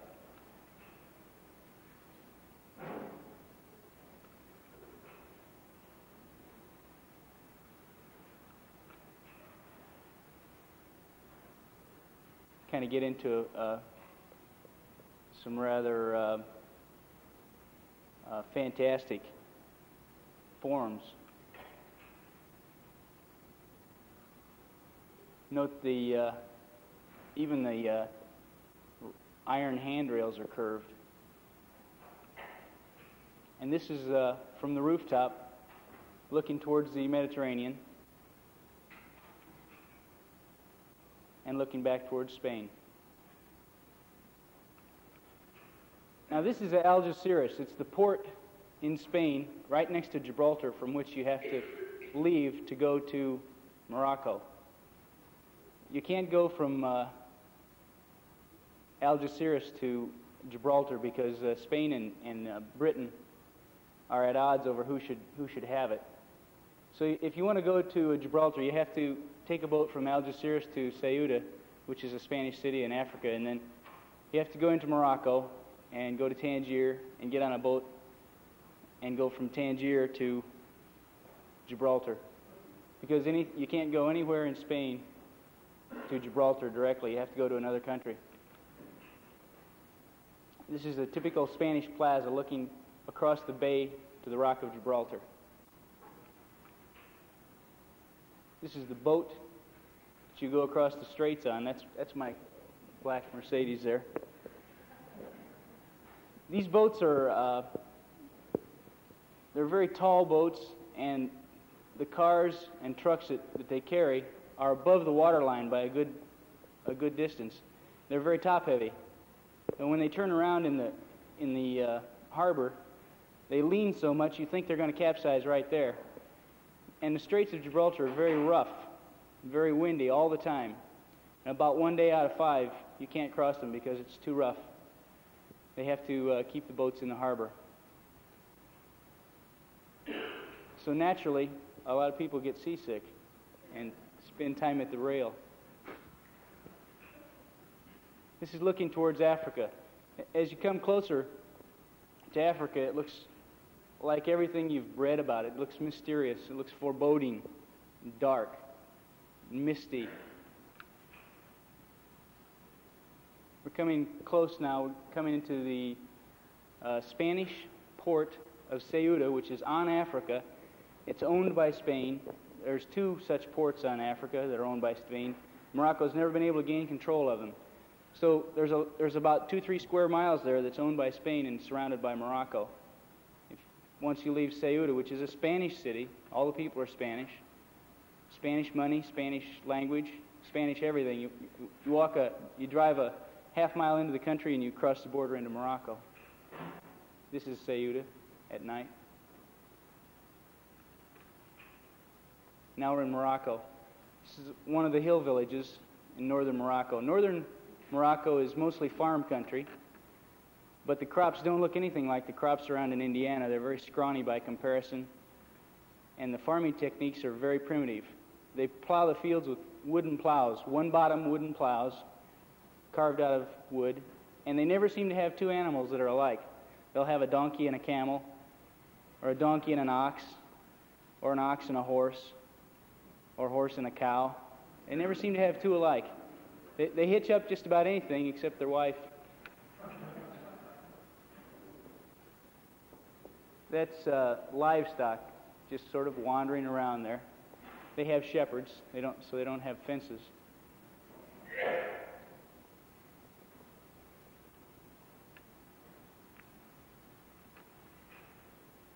This is coming on to a fairly good-sized town in northern Morocco.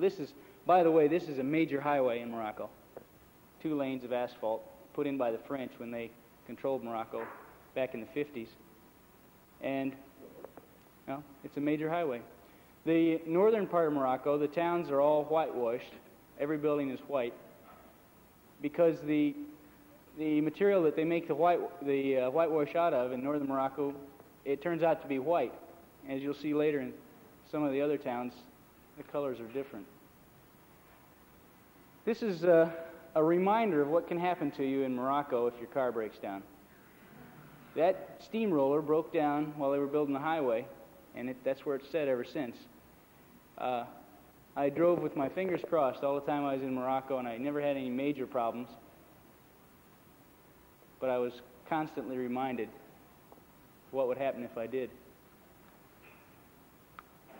All you women's libbers out there, be glad you don't live in Morocco, because these women do almost all the work. They carry extremely heavy loads, and really they're treated about like pack animals.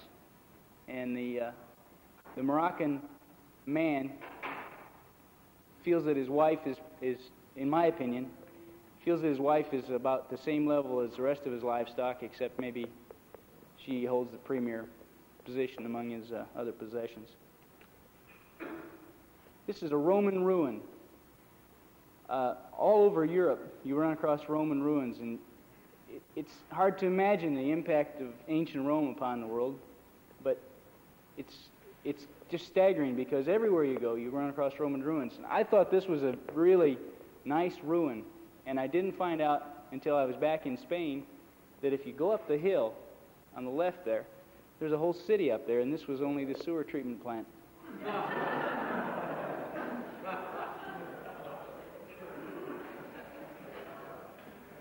This is a fairly typical plaza in a northern Moroccan town. One day a week, the plaza is filled and bustling with activity with portable shops, carts, tents, selling anything that anybody would need. And the rest of the days of the week, it's like this, fairly empty. A few Arabs walking around. This is a Portuguese fort. Around about 1100, the Portuguese, there was a 200-300 year period there where the Portuguese controlled all of Morocco. And all along the coast are their forts in various stages of disrepair. Standing in the same spot looking south, yours truly, contemplating the rocks of the coastline. This is Rabat, the capital city of Morocco. That wall surrounds the Medina, which is what they call, in every town, the old part of the city. You walk into the Medina and you go back 2,000 years. There's no cars in there. The streets are so narrow that you couldn't get through with one. The streets are like a labyrinth, and any Westerner that goes in there better have a Moroccan with him that knows his way around, or you're liable to never come out. And bear in mind that you're in the capital city of Morocco, and this is the main street. It's a nice 4-lane expressway here, and look at that wagon. 2 horses pulling it. The axles are from cars.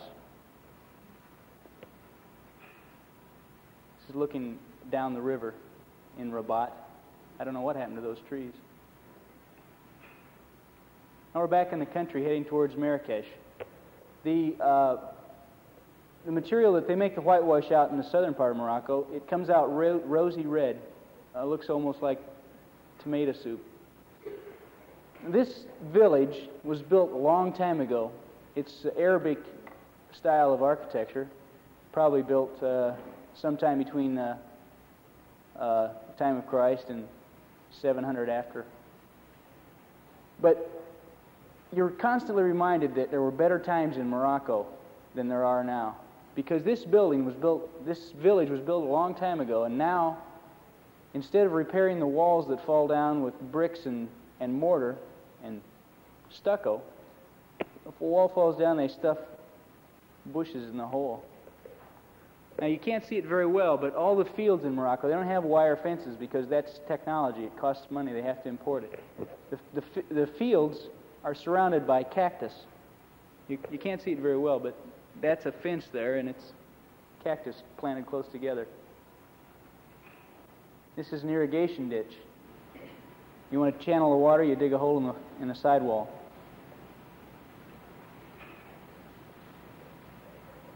In the countryside of Morocco, you're a wealthy man if you can afford to own a burro. 1 out of 10 own burros. The rest have nothing in the way of transportation.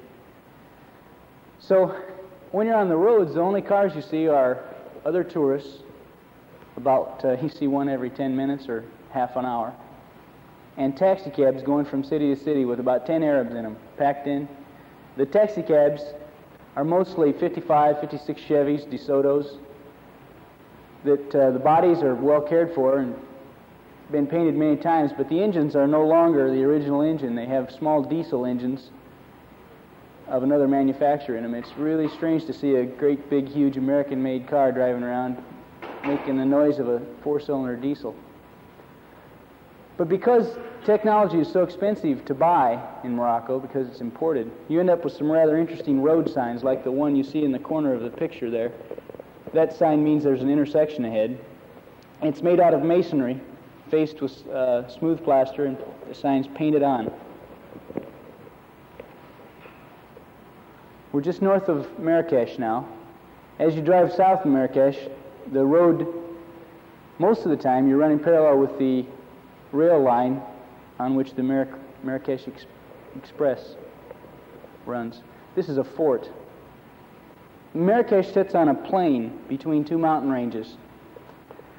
I believe it's the High Atlas to the south and the Rift Mountains to the north. But it's a semi-arid plain.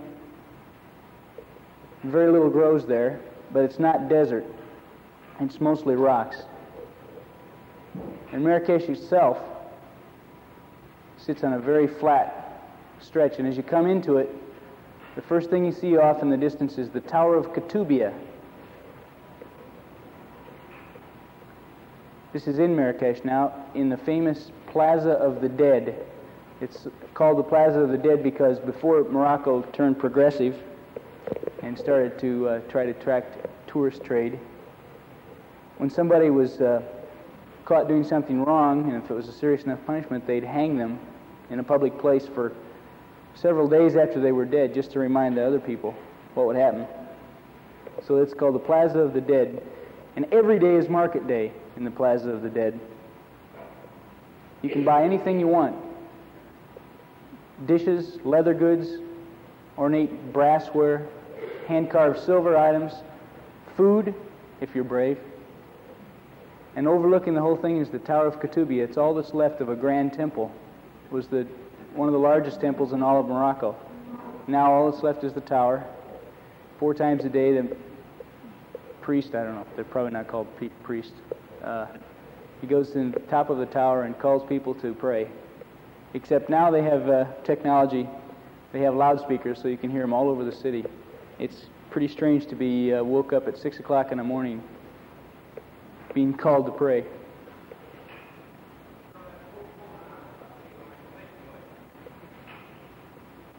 This is overlooking the plaza. I'm not sure exactly what's going on. In that one circle there in the center, it may be a storyteller. The circle at the left, the guys in the white outfits are African dancers. They're black.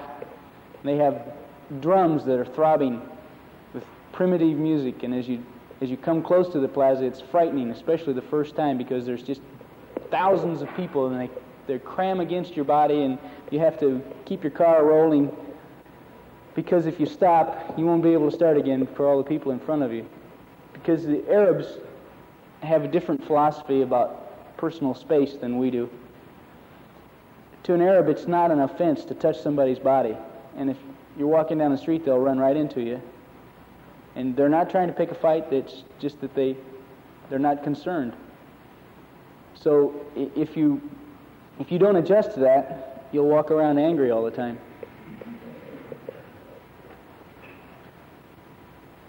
And always there's the smoke of the charcoal grills, where you can buy 6 shish kebabs for 1 dirham. 1 dirham's 25 cents. The shish kebabs are about this long, and they've got little pieces of meat on them about the size of the end of your finger. And you don't know exactly what it is. Some of it's camel meat, some of it's lamb, some beef, actually, I guess. But they're pretty tasty, and you can buy 6 of them for a dirham, and about 2 dirhams worth and a few pieces of bread, and you've had a meal. You get some of the younger Arabs dressed in Western clothes. The guy in the green striped sweater there, I got to know him a little bit, and every time I went to the plaza, he'd come and greet me. "Hello, my friend. What can I show you today?" And he was always trying to get me to buy something. These are trained monkeys over there on the right. You can see them sitting on that little box. And after they do their little dancing routine, they come around and stick a little hairy paw in your face with a cup. These are the African dancers. They beat those drums with curved sticks. Very interesting. Just some of the shops. You can buy straw hats, leather goods. And, of course, the snake charmer. This guy in the green jalaba, I went up and started trying to take pictures, and he came and put that pan thing over my camera. Until I gave him a dirham, he wouldn't even let me take one picture. After I gave him 1 dirham, about 25 cents, I got a front row seat, took all these pictures. This particular snake, I don't know if it's poisonous or not, but he does quite a routine with it, wraps it around his neck, swings it around in the air, always being careful to keep his face away from its mouth. And after he does that, he takes the much respected cobra. Now most people do know that a cobra's bite is very poisonous and you die fairly quickly, a very awful death. But most people don't know that the cobra has to actually hang on to you and chew on you to get the poison in. It's not like a rattlesnake, which once they hit you, the poison's in you. They have to chew on you, and also their strike is slow enough, if you see it coming, you can avoid it. But he's still rather respectful of the cobra. Of course, they have the little flute with the bulge in the end of it that they play while they're doing this, and they have a guy beating on the tom-toms.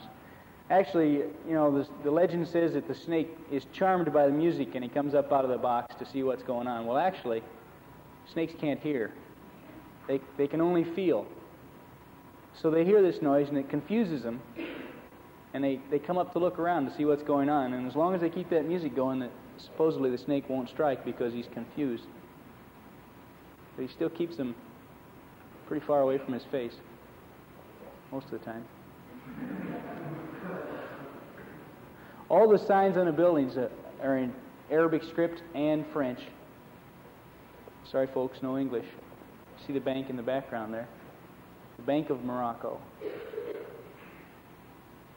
Saying goodbye to the Tower of Ketubah and the Plaza of the Dead, we move into the other part of the city. One of the large mosques where people go to pray. You're not allowed as a tourist to go in the mosque. You have to be a Muslim to go in there. And right next to this mosque is the Saudian tombs where the rulers of ancient Morocco are buried.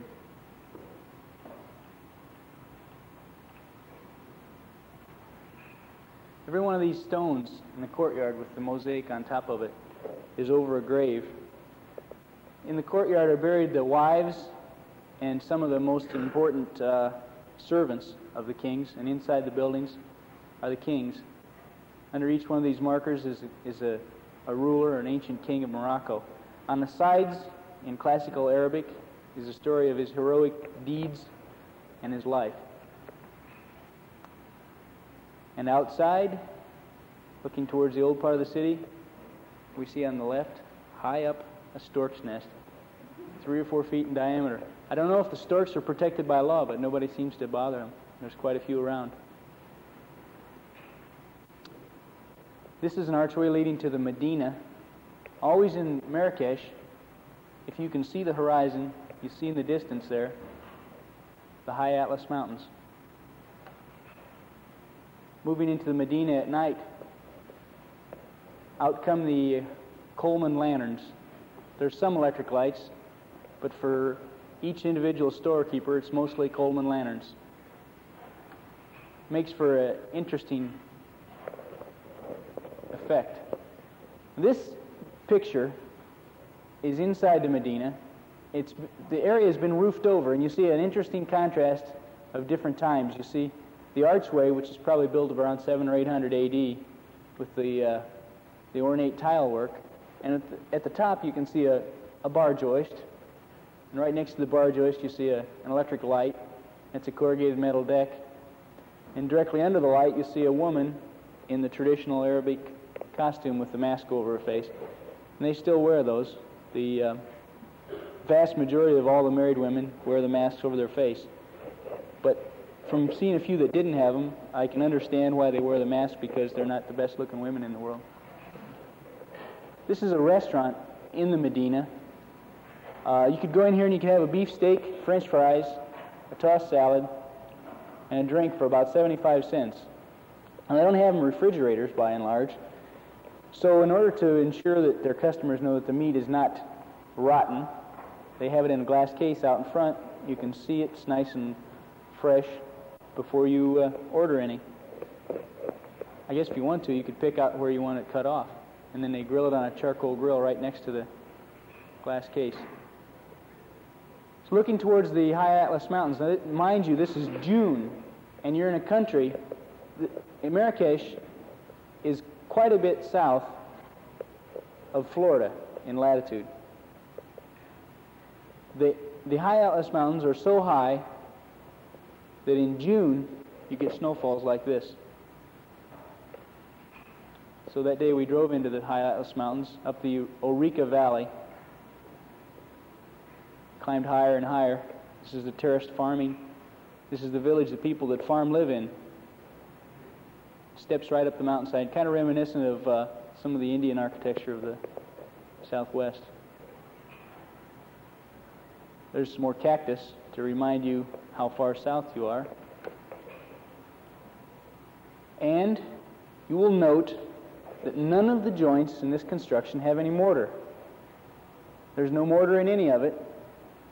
The rocks are very carefully selected and stacked. It's quite dramatic. I wonder what would happen if they had an earthquake. Now, the grazing ground in this area is so sparsely vegetated that these goats climb up in the trees and eat leaves off the trees. So I don't know how many there are. There's probably 15 or 20 goats up in the trees there. Sure-footed little devils. This is market day in this little town, and those buildings you see there are stalls that the people rent. And they come in and trade once a week, all day, and the area at the right is the parking lot. You see horses, donkeys, and camels. I'm going south now towards Agadir, which is on the Atlantic coast. Oops, this is out of place. This was in the High Atlas Mountains again, looking back towards Marrakesh. You can't quite see it, but it's out there on the plain. The Ourika Valley in the High Atlas Mountains, by the way, is where they filmed the movie Ben-Hur. This is a Portuguese fort, Portuguese cannon. I believe it's in Essaouira, which is on the Atlantic coast. It's used as a storage building now for what appeared to be some kind of an electric company or gas company or something like that. One of the another snake charmer at one of the markets. Only this was the highlight of his act, sticking the lizard in his mouth. I didn't know what was going on, but somebody came up while I was taking the pictures, and they said they nudged this guy, and they said in Arabic to him, I'm sure they said, "Quick, put the lizard in the mouth. That's the one they like best." So he's holding that lizard with his mouth.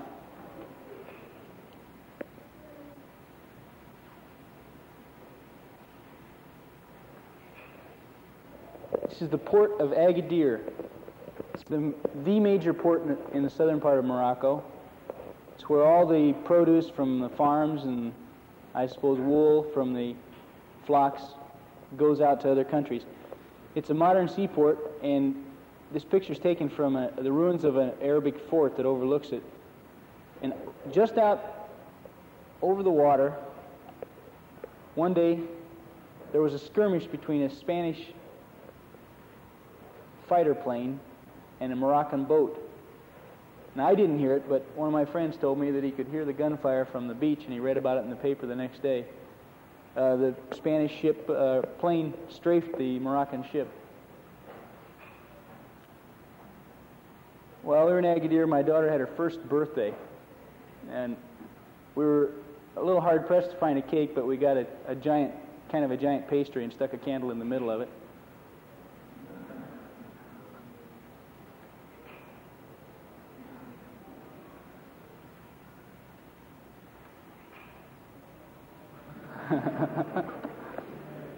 Time to dig in.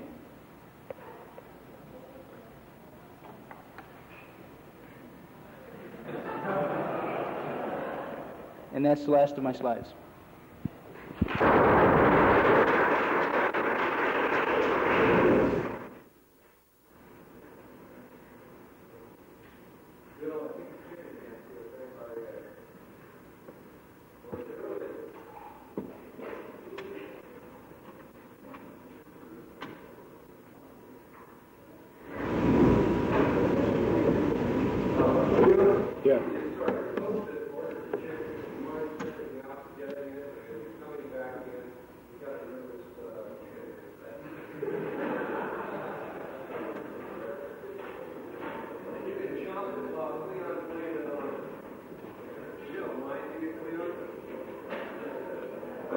Found out I had to reload the tape anyway.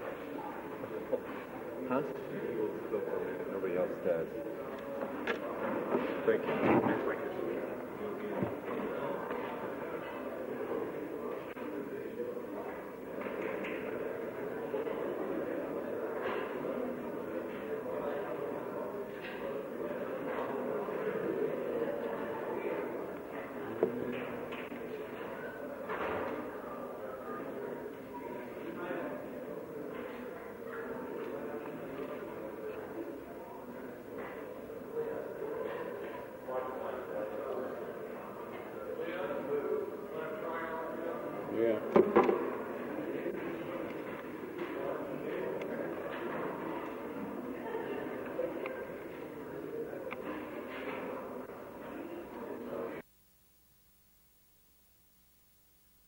What's a pod? I've been asked this a lot in the last year. It stands for Partnership of Designers. Upon graduation, we had a lot of questions to ask ourselves as to what our future was going to be, what we wanted it to do. And we had a lot of things that were also happening here in town. To kind of bring everybody up to date, we're going to go back through some works that we did, that we sold, things that we did specifically for people on commission while we were in school that kind of led up to what we're doing now. I'm going to quickly go through some slides and kind of give a couple of subheadings to them for a few moments here, and we'll see if we can get this to work. A lot that had to do with our staying in Muncie was the environment that we're existing in at the time right now. It's an old farmhouse made with things such as horsehair plaster that's falling apart, but it was nice, it was big, and it was cheap. Because of this, we were able to set up studio space and work on our own where we lived, which is an important part of our philosophy as to what we do, because we don't believe that you can be an artist, you can't communicate with people, you can't learn something on a 9-to-5 basis, 8 hours a day, 5 days a week. It has to become a total experience.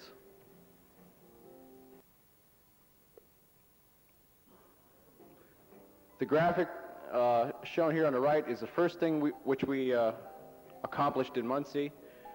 It was kind of a strange arrangement. It grew out of a research grant which Tom Little and myself did several years ago after third year. We were dealing with the JCs trying to get some money, and we met several people in the JCs that wanted to just improve their house just a little bit, and they wanted to have a little bit of design work done. Well, it was a chance for us to help pay the bills and at the same time increase our portfolio. Is the slide projector number 1 working? From that we went to his brother-in-law, did the graphic on the far right side, which you see. Linda Dawn Stutler, my wife, is a graduate of the Ball State School of Art in weaving, and many things which we do together. We have to. We live together. Weaving, as it relates to architecture, we've had many lectures here in the past that got into it. It's something that you can relate to architecture, but it's something that takes a lot of time. It takes a lot of work to make it fit. Linda and I feel that we kind of influence each other in terms of her weavings. The architectural influence definitely has to affect her. In terms of my buildings or my designs, her weavings have to affect me. Weavers have to get into different elements that, say, architecture does in terms of, say, textures of things, in terms of structure, whether or not a piece is going to hold up, whether or not it's going to last for a period of time. The bar, which you see to the right, was a piece we did for a client. His original request was for a bar that was hung from chains from the ceiling, had a coat of armor hanging above it, was done out of black formica, and was rustic. The carpeting was already existing, the room was already existing, it was a closet. A spinning wheel done by both Linda and myself. These type of things, which I just showed you, was what I was doing in your class, Bill Kentz, when I wasn't in it. What we learned was kind of what was brought up in the returns on the questionnaires to the alumni, was what the school was lacking, or what we felt it was lacking, was any relationship with a client. You need to know the business, you need to know that client relationship. Because of this, we made a lot of decisions. We had clients here in town maybe it isn't doing a building, but it's design work. It's work that we feel is valuable. It's work that we feel we are learning from. Because of this and because of the commitments we had, we decided to stay around town for a while. The first thing we did after graduation 9 months ago, or 10 months ago, was to do a little traveling. We hit Toronto, Montreal, and New York last summer. Myself, Tom Little, and Linda. This period of time, which we spent, was 5 days. But it's amazing. 1 day in Toronto, 1 day in Montreal, and a day in New York, the rest of the day on the road, how much you do pick up. The different experiences that you get from seeing these places that I'd never seen before. I never had the opportunity while I was in school. And this, after we got back, led into what we've been doing for the past 9 months, and basically trying to practice what we felt might be what the environment is going to change to in the future. The practice of architecture, we feel, has to change. It has to become something that is more experimental, that instead of working from 9 to 5, 5 days a week, maybe you have to put off some time where you start experimenting with new materials, with new concepts. These are things that are not done today, and these are some of the things we were trying to do. One of the projects that we dealt with last summer was trying to set up an exhibit system which would go up rapidly, exhibit many different things: paintings, weavings, ceramics, and we developed this system from electrical conduit. The tools used to build the space frame was a hammer, which we beat the ends down. I beat them to a 45 angle or whatever angle we needed, and a drill. The smaller space frames are out of 1/2-inch electrical conduit. The largers are out of a 3/4 inch. We had problems with the 1/2 inch, as you can see in a couple of places as I was walking on it. It had a tendency to bend. But to assemble, say, a network of this size takes roughly about 3 hours. The next step then was to take the system, take it to a place, and make it work. The place was the Columbus Mall in Columbus, Indiana, done by Pele. We took several pieces of artwork down. Exhibitors were B.J. Young, Linda Dawn Stutler, Tim Stout, Harry Hilge Jr., and we basically put on a show.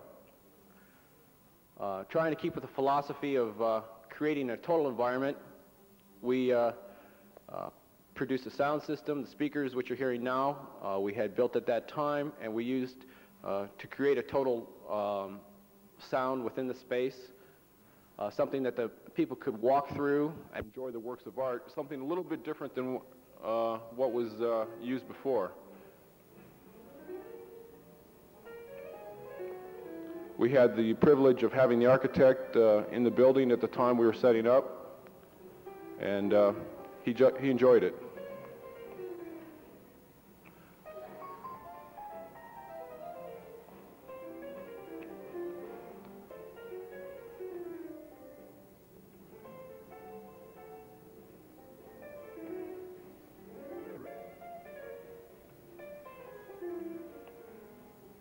Set-up time for down in Columbus, we drove in at 5 o'clock on the one evening. The space frame was set up and ready to go for the artwork by about 2 or 3 that morning. Since that time, Linda's done several experiments with photographing of previous weavings that she's done.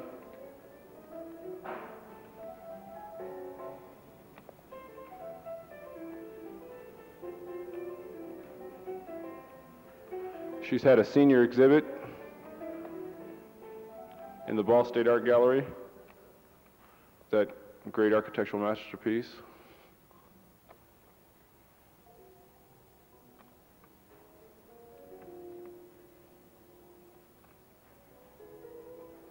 and she's completed her senior project, which you see 1/3 of it. There you see all three. It's called a triptych. It's roughly 5.5 feet tall and 12 feet long. It took 9 months to do.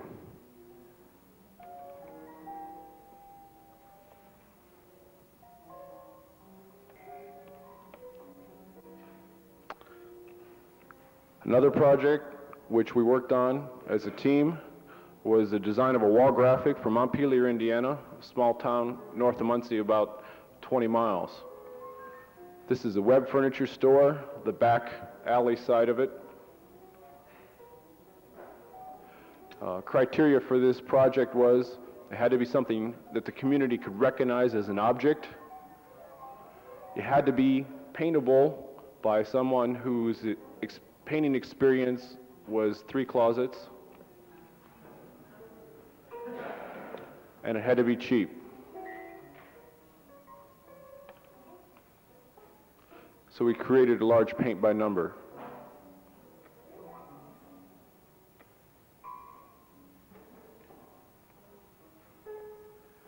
The lines of the graphic try to draw people through the alley.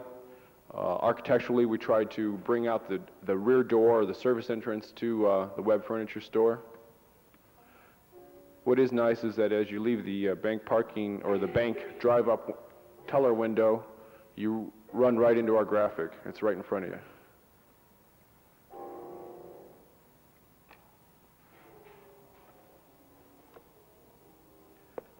Getting into something a little bit more architectural, we've been doing preliminary design work for Arno and Jane Wittig, as faculty members here on the Ball State campus.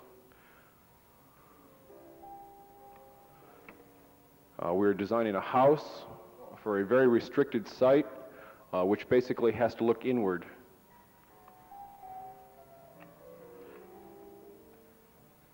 The site is 120 feet by 120 feet with houses all around. Clients request for an atrium space,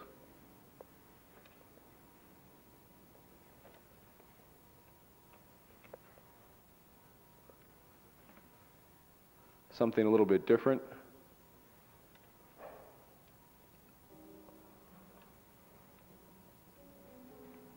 And of course something within their budget. The final plans as to date are shown with a central atrium space towards the rear of the house, which slopes down using some of Cedric Price's thinking of backwards thinking. We've moved the bedrooms to the lower floor. They open up onto the atrium space. The main facilities, the living, the dining, kitchen are above the bedrooms, and they open out looking into the atrium space, with off of the living room and an exterior porch, another deck space, which again looks in on itself. We got a couple of angles too.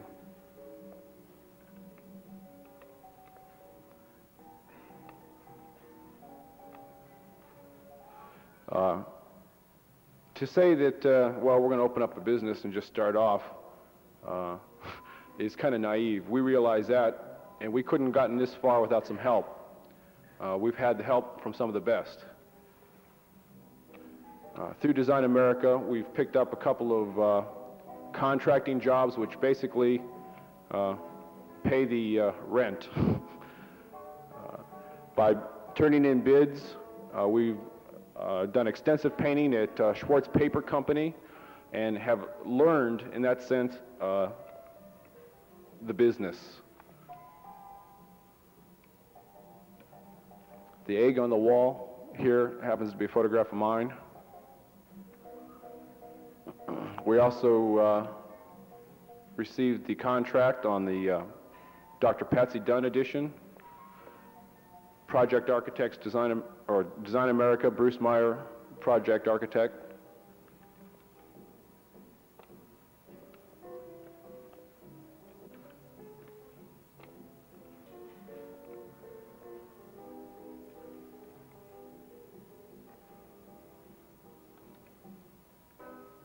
We completed that addition approximately 3 weeks ago. We started it on December 25th. Presently now, we're working with, experimenting with wood, specifically related to furniture design,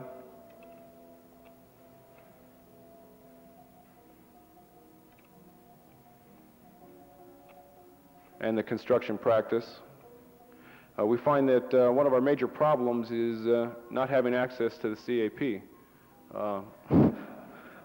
It's a hassle when you don't have any tools to build anything and you want to build something.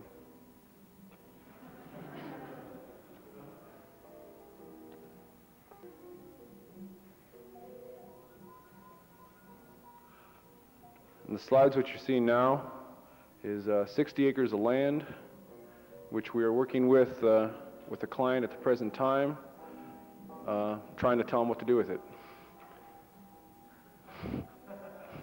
It's not easy.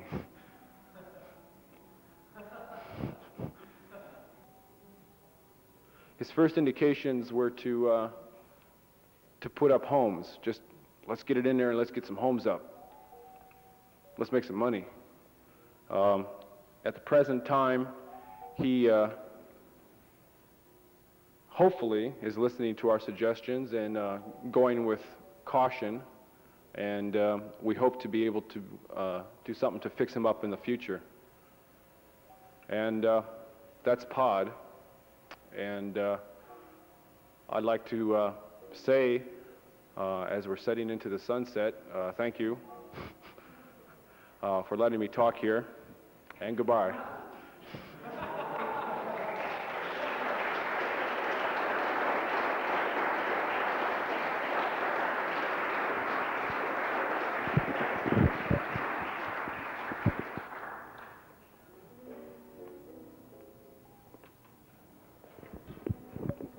Thank you, Cleon. One of the things that was most noticeable with all of these is that the guys who ask why in class are the guys who taught us the most, meaning the faculty. We learn most from the ones who ask why the most, and from Tom and Cleon, I hope you understand that that's my position. We learned a hell of a lot from you two guys, and I think we just had another good example. Okay. Let's split. I've got about 12:35. Let's be back here at 1:35. The original request, notice the adjustment there? You pull it down when you have been told it's now on. The original request to come to you was to share with you for a few minutes some observations made while on a trip to the Middle East recently. Some of you may know, most of you probably don't. I was asked to be the educational representative, educational institution representative on a trade mission to Syria, Iran, and Saudi Arabia, conducted beginning on the 3rd of March. I returned on the 22nd. Most of the delegation got back on about the 26th. They went on to Bahrain. I couldn't handle that. The purpose of the trade mission was to explore the potential for Indiana industrial firms, professional firms, and educational institutions in housing and community development in these 3 Middle Eastern countries. The advance work had indicated that housing was one of the very great needs over there, and of course Indiana is generally recognized, I think, as the manufactured housing capital of the world, if you will.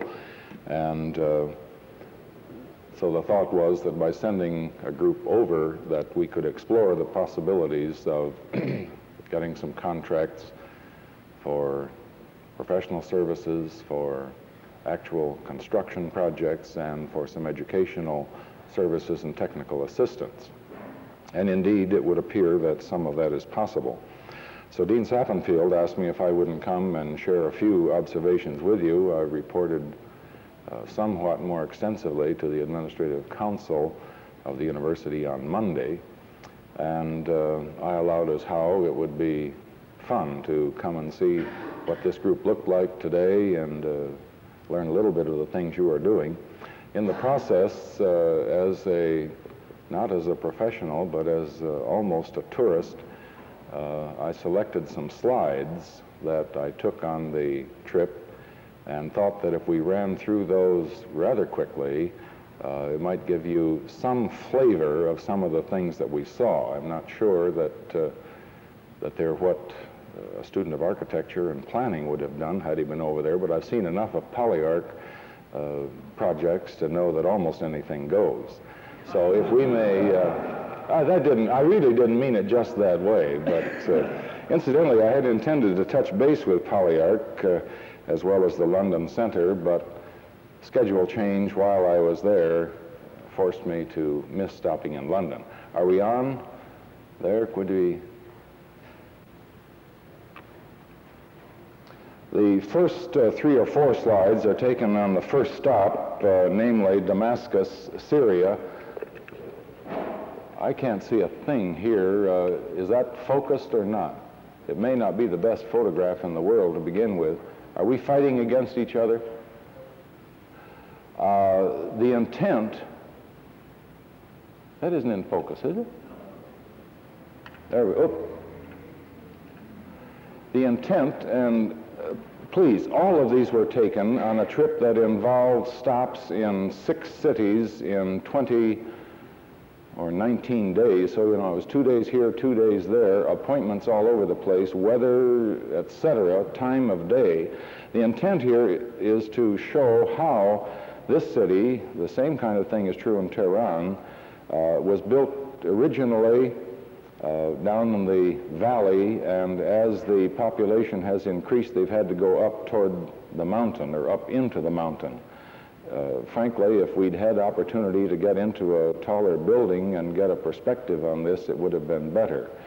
But the ever-present mosque and minaret is there, of course, and it's another case of a city that has at least doubled in size in the last 5 years or so. That would be true of Damascus, it would be true of Tehran, it would be true of Riyadh, a city in Saudi Arabia, all over, I'm sure, in that particular part of the country. This is immediately behind the United States Embassy.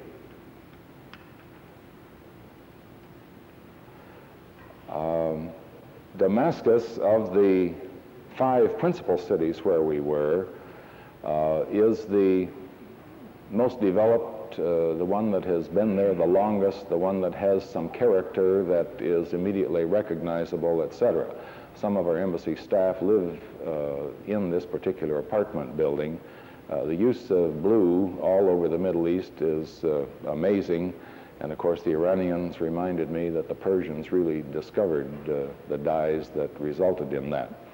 Near the University of Damascus are 2 very lovely spots. One, across the street from this one, is their National Museum, absolutely a fabulous place, including a very large exhibition hall that contains a model of a city that was once buried and not too many years ago was uncovered. However, the one that I've selected here is an area that's known as the Government Handicraft Shop area. The pool is in front of a mosque, which is to our right, one of the principal mosques. You see there toward the right of the picture some Muslims who are waiting for prayers to be announced. They use the pool to do their washing. The buildings were constructed some years ago to provide opportunity for the development of handicraft skills, and so the pods, or whatever you might wish to call them, carry the influence of the mosque, which is so important in this country. And I don't know, I just can't resist taking pictures of spires like that. We move now to Tehran. This photograph's taken from my hotel room window. The very magnificent mountain range in the background, the smog, by the way. This is taken early in the morning. The sunshine was at a premium during the 4 days we were in Tehran, and since there was a little bit of light and we could see the mountains this particular morning, I did take it. It was about 7:30 in the morning, so all of you color photography fans know that that's a rather difficult thing.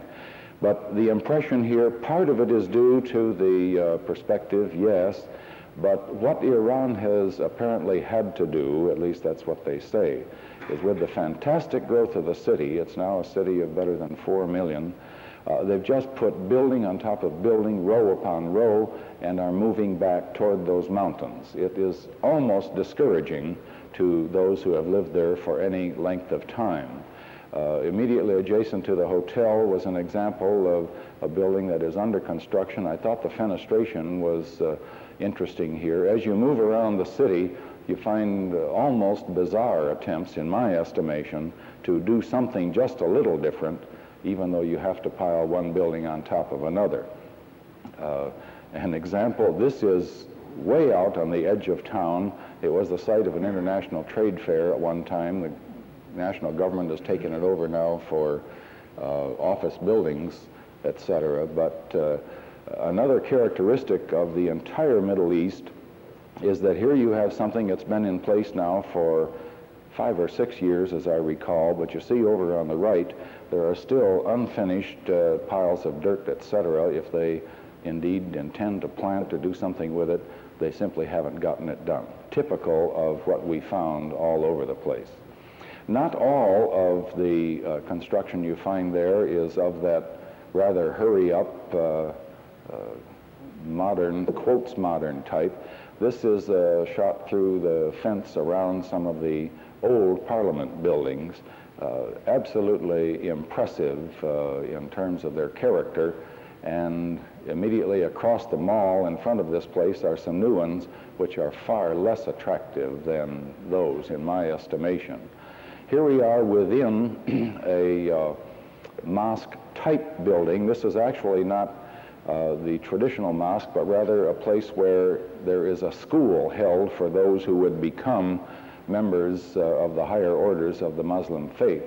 The chap in the blue coat is a Ball State University graduate, Sharouk Habi Haidar. Some of you might have known Sharouk or Shiraz. He was known on the campus.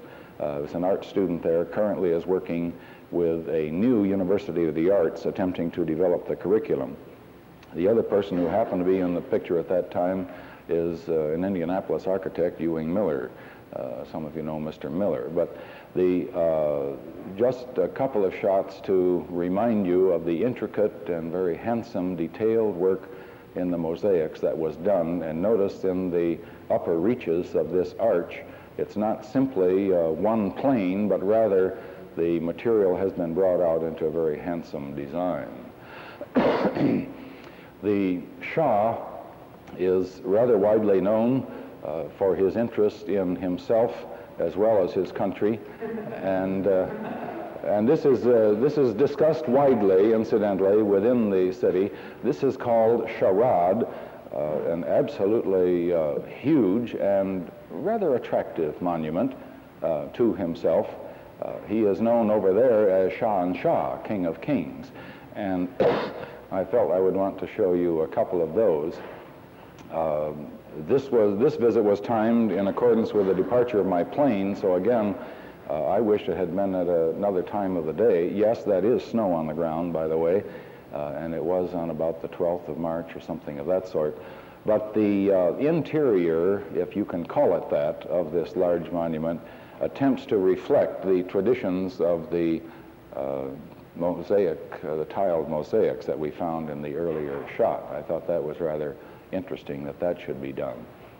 We jump now to Shiraz, a city where we stopped essentially to change planes with supposedly an hour and 40 minutes in between planes to go on to Dhahran, Saudi Arabia. Turned out to be about a 6-hour wait because planes are not too reliable over there in terms of schedules. It did, however, give us a chance to take a quick taxi tour of the city of Shiraz, which is a much older city and a much more attractive city in every way, so far as I'm concerned. These words are not proper, but they do it for me. It has more of the natural culture expressed in its buildings, its streets, etc. Specifically, this is a monument to their poet Hofez. And I was encouraged to visit this by Mr. Habi Haidar if we had the time, and I ended up being pleased that our plane was late, even though it caused us to make an overnight stop in Dhahran we did not plan on. But it gave us a chance to see it. Inside, a very lovely court, everything nicely done and everything clean for a change. That was not always the case. There's a kind of sarcophagus there in the center with one of his poems inscribed on it. I was not able to determine whether or not his body, his corpse, is actually there. But it was a pretty little spot. This one thrown in simply, this is at the eastern edge of this little courtyard where we were, and again an effort to transmit another example of that part of their culture. We jump now to Jeddah, Saudi Arabia.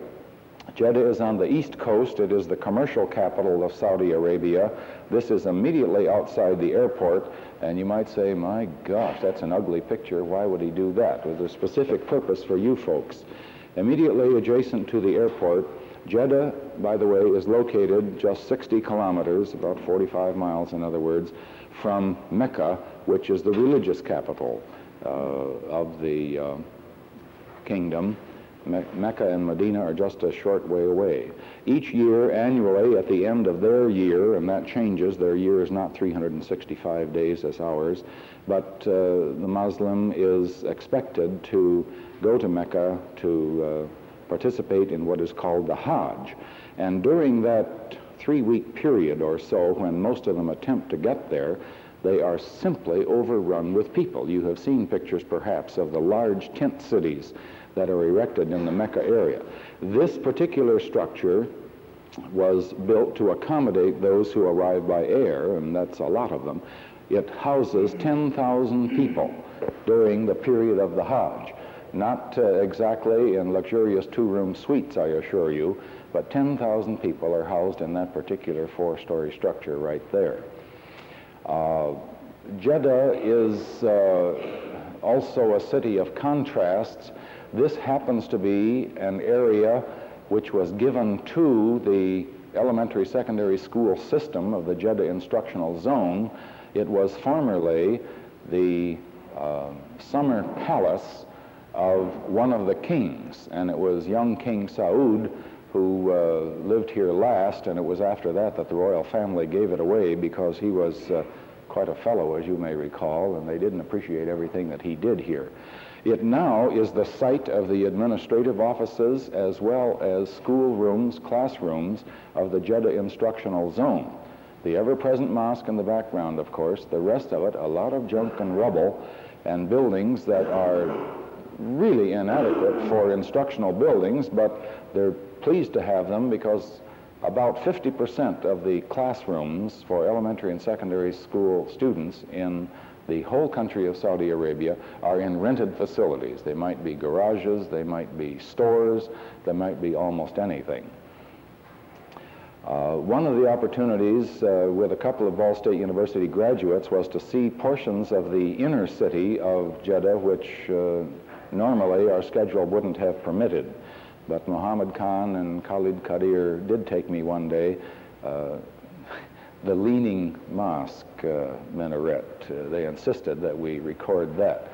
But specifically from that visit in this inner city, I selected, I think, about 3 slides to show some of the old buildings and what they suggest about what they consider to be important in the architecture of the past.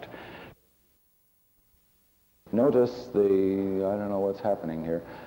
This is the important part of it, the upper reaches, very narrow streets as you might have seen in that last, well, they aren't streets, they're alleys, they're walkways, but in an effort to try to show you and to capture for myself some of the detail, thank you, of their workmanship, we shot this one. The next one, I believe, shows it in a little different perspective. All of that is wood. Some of it is interlacing of wood strips. Some of it is carving. My question to Muhammad and Khalid was, are efforts being made to preserve some of these? Because really, some of them are in miserable shape. This was the most handsome example that I found there. I'm backing up for you again. Actually, these two young men felt that some interest had been expressed in this, but they weren't at all sure that they were going to carry it on. Well, surely there are some magnificent things there that should be protected and preserved. We jump now to the next city, which is in the inner portion of the country, and that's the city of Riyadh. Riyadh became the governmental or political capital of Saudi Arabia only 10 years ago. You will go down a given avenue and find all of the ministries of the government are built one right after the other, because 10 years ago they decided that Jeddah was not able to handle the commercial as well as the governmental functions. Now this happens to be, there are 3 or 4 slides here, of the old city of Riyadh, which was a walled city. Incidentally, these photographs, you notice this one in particular, you can say that it was taken from a bus or a car. Well, it was taken from a car. Photographed, the photography in Saudi Arabia is very difficult to accomplish. In a sense, you really have to sneak them. A large part of this is concern on the part of many of the citizens who are Muslims that their portraits or their figures not be captured by photographs. So you have to be very careful, and as a matter of fact, frequently are asked not to take pictures. So as we drove by, I just snapped a couple of these while we were in the car, since no people are involved. Really would love to have had opportunity to have visited on the interior of this. There are some wild stories. There's one door where there is the blade of a hatchet type thing that is still embedded in the door, where the prince, the final prince who had attempted to retain possession of the walled city, was trying to sneak out the door, and one of those who was not in favor of his doing that threw this thing at him and just barely missed him, etc. A part of the old culture of that particular place. Within the same city, of course, are some of the new developments since they have moved the government there. This is the palace of one of the members of the royal family, very large royal family. Obviously, this is one of the more important ones, and indeed there are some governmental functions that take place here because of all the antenna which you can see, but it also is a residence. This is now taken on a small island near one of the labeled oases in the eastern section of the country near Dhahran. This particular structure we determined on our own was not only a kind of fortress, but it also served as a navigational device. It's right out on the point on a portion of the Gulf, and it's been there for a long, long time, as you can see. There was a rather substantial group of buildings like this. There are people continuing to live in several of these. I can't say that it's true in this one, but we did talk with some families who are living in some of the others. Very narrow little streets again, very little paving in Saudi Arabia, except as it serves streets within the city or the principal roads connecting cities. A fabulous place for those who are interested in architecture and people's customs. Related to the principle of the mission, of course, we were interested in finding out what was going on in the way of housing. And we were taken just outside of the city of Dhahran to this area. Everything is sand, of course, all over there. There are no roads in this area. You simply drive across the sand. But we have 3 or 4 slides showing what's happening. Obviously, the initial concrete structures for some places which will be built, this suggests what one of the complexes would look like. We believe that this represents a duplex type of arrangement. The rooms are very tiny. Notice the fenestration here, if you will. You know, it gets to be 120 degrees in the summertime in this area, and on the coasts, the humidity goes as high as 95%. I just don't understand how they'll live. It's our understanding that that structure up on top will not be enclosed at all, will be left open with some blinds or something of that sort that can be drawn, and that in the summertime they'll sleep up there. But if you want an example of design of a series of units, that's what we found. There will be in the neighborhood of 500 of these family units in this particular place, as unimaginative as anything I've ever seen, but the need for housing there is fantastic, and so I guess even here we said we're glad they're doing something. There are people living in tents. There are people living in shacks that have been put together with corrugated metal that was left over from something else, etc. But I can't believe that any architect would be pleased with this kind of arrangement of facilities. The last group of slides relate to the most attractive thing I saw all the while I was there, and that is the University of Petroleum and Minerals, which is constructed just outside the city of Dhahran in Saudi Arabia. Dhahran in the eastern portion. I think I said earlier Jeddah was on the east coast. I was wrong. It's on the west coast. Dhahran, Al-Khobar, Daman are on the east coast.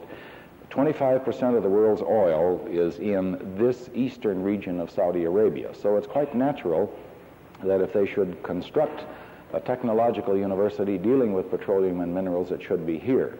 We are at the entrance to the campus at this point. It is obviously getting down toward the latter part of the afternoon, as you can see. The very large tower structure is the water tower. It's a handsome thing. It is lighted at night. The entire campus is lighted at night.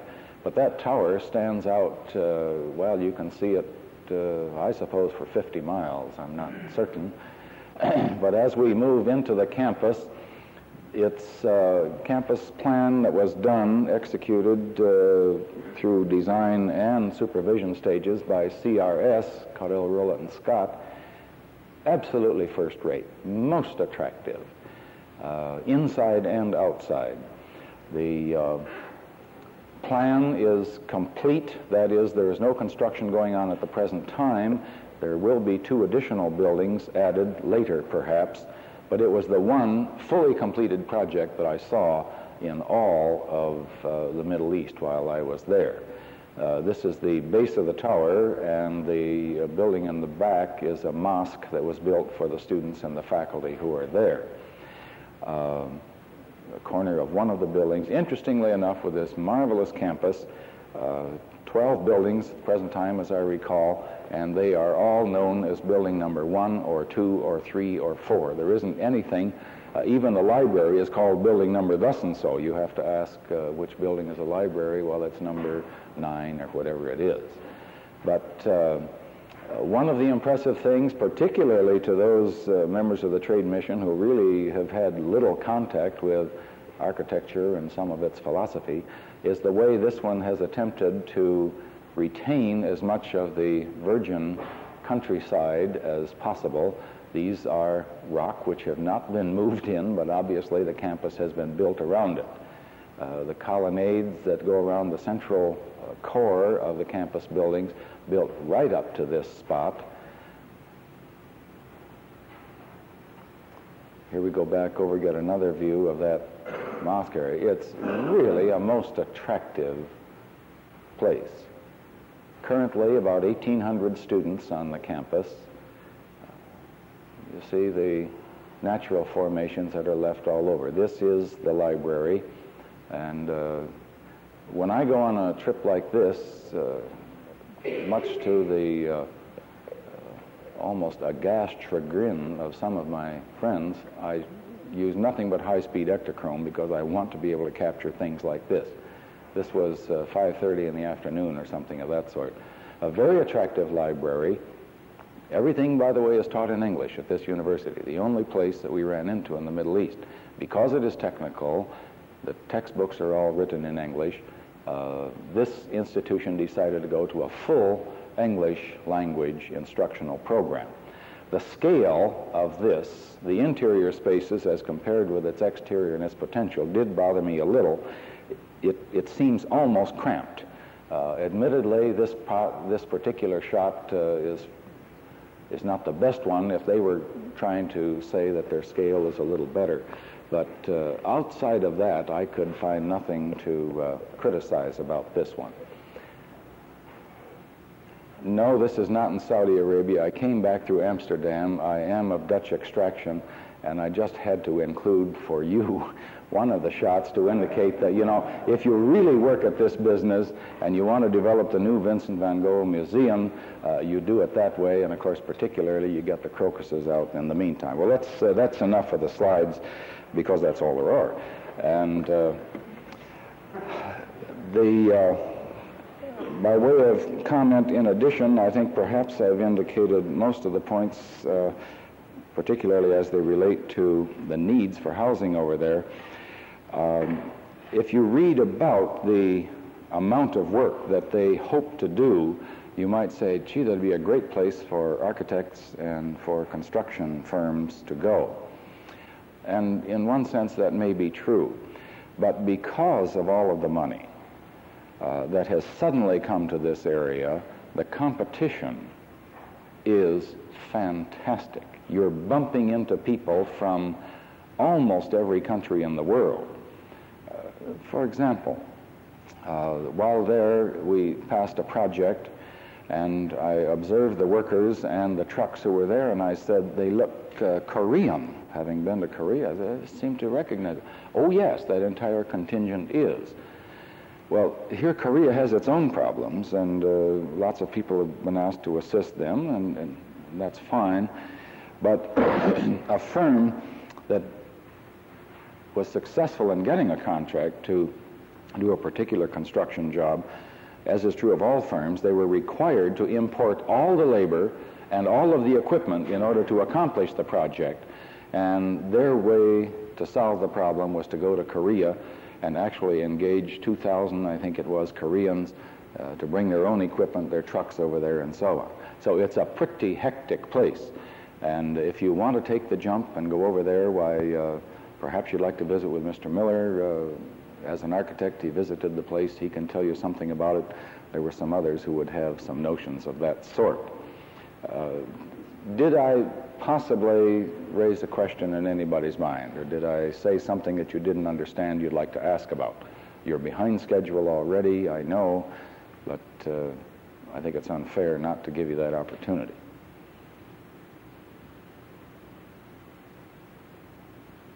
Well, the future of the College of Architecture and Planning is very bright indeed. The future of the Naval Armory is very much in doubt. What else? How about the university? The future of the university is bright indeed, but it will require more effort on the part of all of us, especially after the last week of visiting with members of the commission. It's good to see all of you here. I'm delighted with the notion that the dean and the staff came up with. And whatever these questionnaires were, I think I would be interested. I'll also be interested in learning something of an evaluation of this session yesterday and today. Good to be with you. Thank you.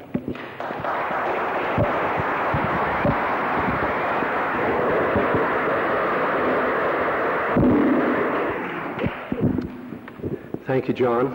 I must apologize by putting him on the spot. You know, I'm practicing this business of being absent-minded.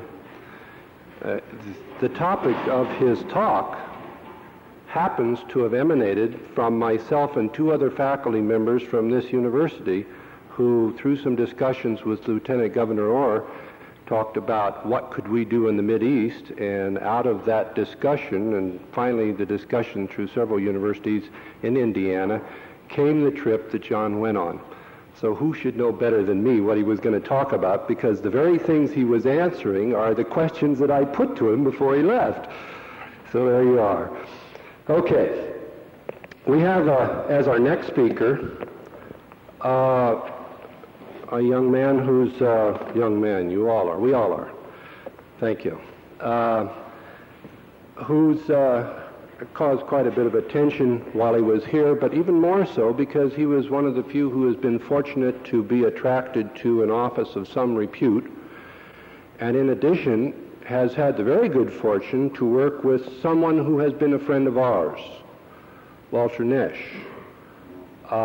He has worked directly with Walter, and some of the discussion that he will pass to us involves some of that interaction. And so maybe he will not, I've asked him to say, you know, give us a few anecdotes like what kind of cigars does he smoke, or or some of the other things. He told me one very bitter piece of news. Dick Pollock had told me some time back, you all know what I think about Porsches. Dick Pollock had told me some time back that Walter had a car exactly like Dick's, which is a 69 912, and that he wanted to sell it. And so, you know, I put it in my mind and said, yeah, I ought to phone Walter about this sort of thing. And the bad bit of news is that somebody ripped him off and bought the thing at about half of what they should have paid for the thing. And Walter did it because he thought the people he was selling it to were so neat. Without further ado, and a few more anecdotes, I would like to present for your attention Craig Hartman.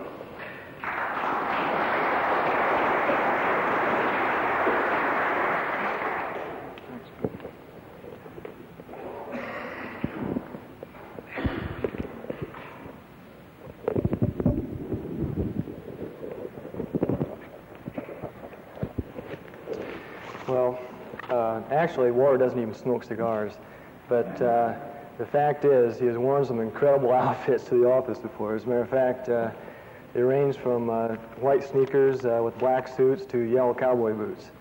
But in spite of that, he is an incredible designer, and probably because of that, he has quite an insight into design. I've worked in Walter's studio for 3 years now, approximately. It's a very large office. There are 400 people, plus or minus, mostly minus right now, but architects, landscape architects, planners, engineers, all the engineers, mechanical, structural, and so forth, as well as a large support staff of specification writers, technical expertise people, cost estimators, and so forth. Actually, that large multitude, it really isn't as overwhelming as it might seem because of the studio concept into which the office is divided. Each general partner, there are about 8 or 10 general partners at SOM in Chicago, of which Walter is one of the senior partners. Each of these partners has 2 or 3 studios typically, and these studios generally range from 15 to up to 30 people in some cases. Within the studios, you're allowed quite a bit of latitude as to the experience you get with the development of a project. Typically, if you're in the nucleus of a studio, such as Walter's studio, you'll start out on a design team and carry a project through with some aspect of the project. If it's a large project, you'll maybe deal with only part of it. But you'll deal with the design, schematic design, definitive design, and in some cases even carry through and work out details and so forth for the construction documents. So you do get actually quite a lot of experience within the studio. You're not really buttonholed into either a design, strictly design, or strictly, I guess what we call working drawings. There is somewhat of an overlap. The studio concept also, at least in our studio, allows quite a bit of interaction with Walter. He takes a very large interest in all projects that come out of his studio, and he is very much involved with the design process all the way through. Even a couple of smaller projects, which I'll show you, which I have worked on, he has been very involved with everything from the schematic design of the thing and critting, reviewing, and so forth, all the way through to working drawings. So with that, can I have the slides?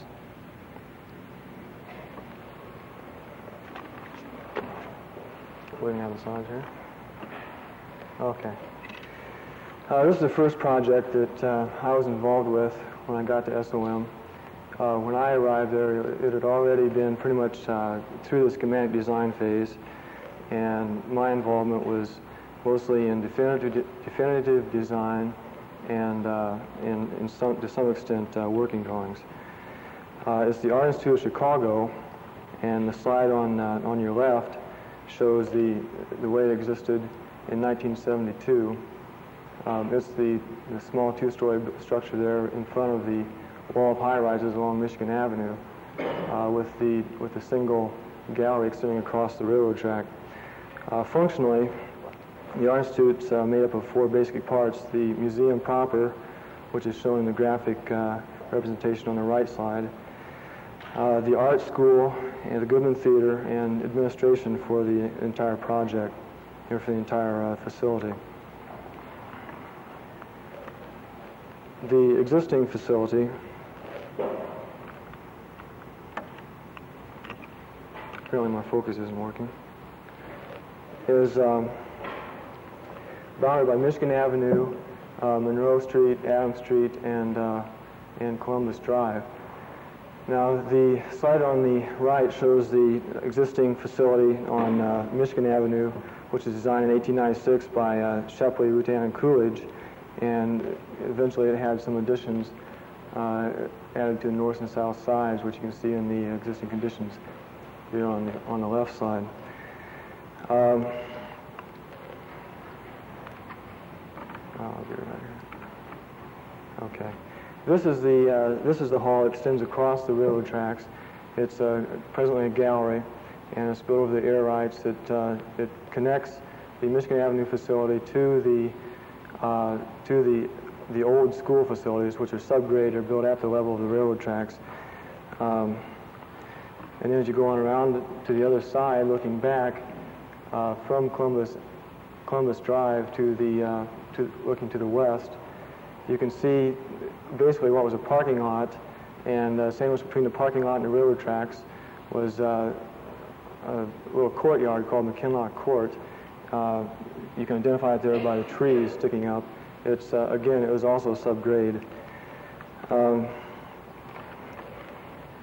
Our master plan called for completely renovating and adding to the school facilities on the Columbus Drive side of the tracks, and this involved making a new major drop-off entry, which took the heavy congestion and bus traffic and so forth for drop-off for the Art Institute from the Michigan Avenue side to an off-street east entry on the Columbus Drive side. This also creates a major circulation spine that connects the Michigan Avenue side across the railroad track to the Columbus Drive, and it fans out, goes around the McKinlock Court facility. A new gallery then is going to be, or is added to the top of the McKinlock Court facility, and then a large auditorium is added to the northern part of the east entry. There will be a large school facility then added to the south part of the east entry. And as you can see over in the master plan, there's planned to be further infill over the air rights of the railroad track, which will incorporate a new entry plaza, or a new service plaza, and 2 new galleries. That is not, however, part of our current design project. Okay, this shows construction of McKinlock Court, and on the right side is a study model of the facility.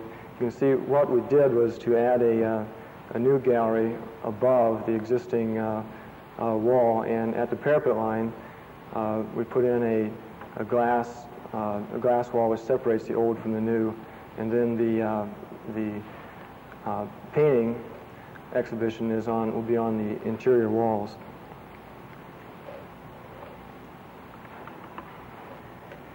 Okay, this shows a model which was done by our model shop. That's another thing that SLM has quite an extensive model shop that does this kind of model. Is typically done only for very large projects and where they're very large clients. And typically they make all their models out of plexiglass and are extensively painted and so forth. We do a lot of study models, however, like you just saw in the studio for a design process. On the left is the existing facade of the Michigan Avenue facility with the 2 additions on each side, flanking each side. On the right, then, is beyond on the eastern side of the railroad track, looking back toward that existing building, showing our new design for the school building.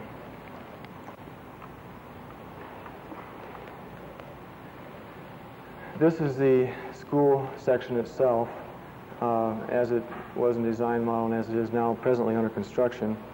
The large indented windows are for large studios for painting and sculpture work. The smaller slot windows are strictly for visual release from printing areas and graphic arts where natural light is not really desired, sort of a means of lighting a thing.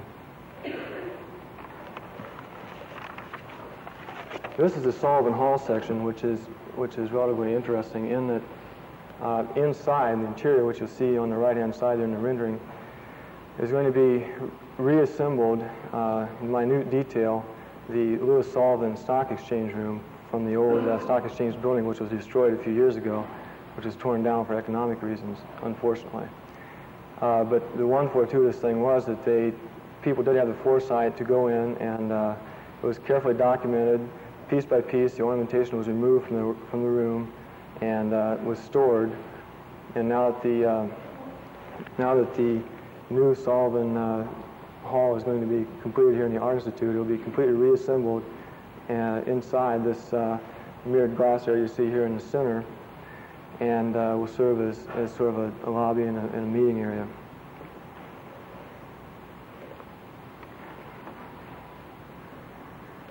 This is a view of the new east entry, which will become the major drop-off point for buses and so forth.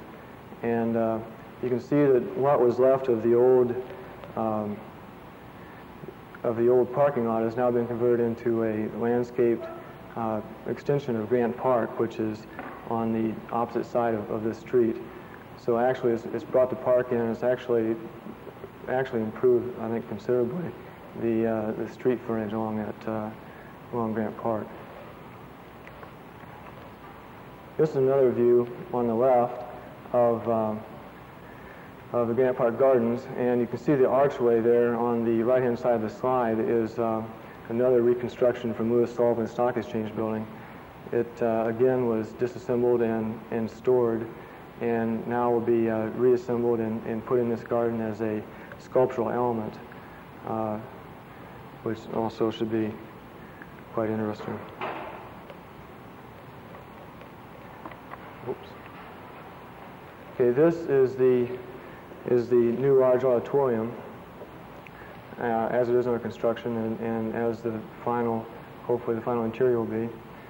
The concept of this was to step down from the balcony, bring part of the balcony actually down to the main floor, and provide some sort of a continuity between the main floor and the balcony. And this will be used, this 1,000-seat auditorium will be used primarily for motion picture projection. Okay, this is a smaller project for which I was the project designer. It's located in Miami University as an art center. The slides here show the existing entry to the site and a view from the north side of the site. There's a existing one-way drive, which borders, as I said, the northern portion of the site. And as you proceed down the drive and look back, you look up a hill, which is the crest of the hill is where we intend to site the new art center. And this then is at the bottom of the site, and you can see that the site is actually very heavily foliated around the perimeter, so it's very much defined. This picture was taken in March, so it's not quite as dramatic as it is in a month later or so when all the leaves are heavily foliated. But the pond here on the left side is also visible from the top of the hill. There we plan to locate the art center. Oh. Okay, is that better? Okay. These were some early concept studies we did for circulation through the galleries. The one on the left is a radial sort of a plan which incorporates the storage in galleries on an alternating basis, and in between them are study pods in which you can go in and do research study on prints and so forth. The center of it then would have been a center sort of orientation or focal point. The one on the left end was the other attitude, which is the one we eventually adopted, which was a linear approach to the circulation with direct relationship between the storage and the gallery spaces and little study alcoves at various points along the linear, what we call a street, pedestrian street through the building. We also did a number of studies on bringing natural light into the building and studies on what kinds of natural light are best for certain kinds of artwork and so forth.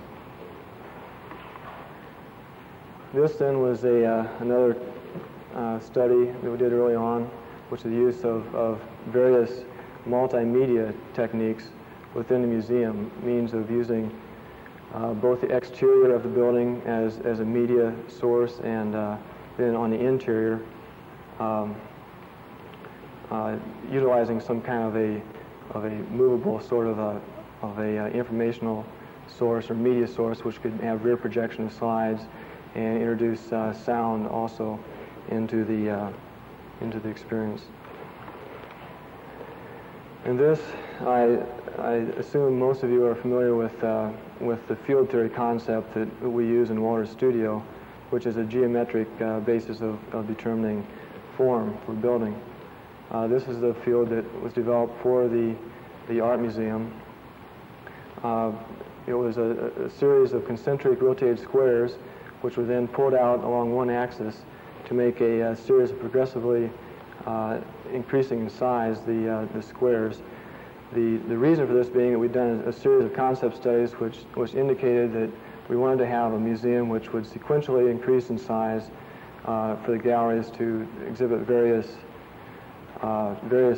types of artwork without having it either underscaled or overscaled for its environment. This then is a further development of the field, and as you can see, you can develop it into a thing which expands and contracts, and eventually it will go in 4 directions. And then on the right-hand side is give you an idea of the way the building form sort of evolves from this kind of study. You begin to get the smaller intimate spaces to the front of the gallery, the north side, and it sequentially gets larger until we have large sculpture galleries at the south end of the building. This is the floor plan. The dark brown or the light brown, very light brown areas are general storage and painting and artwork storage. The slightly lighter or darker brown is gallery space, and the dark brown is multimedia rooms or a multimedia lecture hall, and then a smaller area there, this little sort of square area, is an office and administrative area. On the right-hand side, then you'll see an aerial view from the northeast, which gives you an idea of the way then three-dimensionally the form works, in that it steps up as it also gets larger at the south end of the building. Then there are clear stories which go across the north end, bringing in northern light for each of the galleries. We made the decision that we wanted to introduce natural light as opposed to making it completely an artificially lit museum. Then, as you can see in the floor plan, the triangular galleries are truncated at the end, which allow for a floor-to-ceiling glass area for visual relief to the wooded area and the pond down at the lower part of the hill.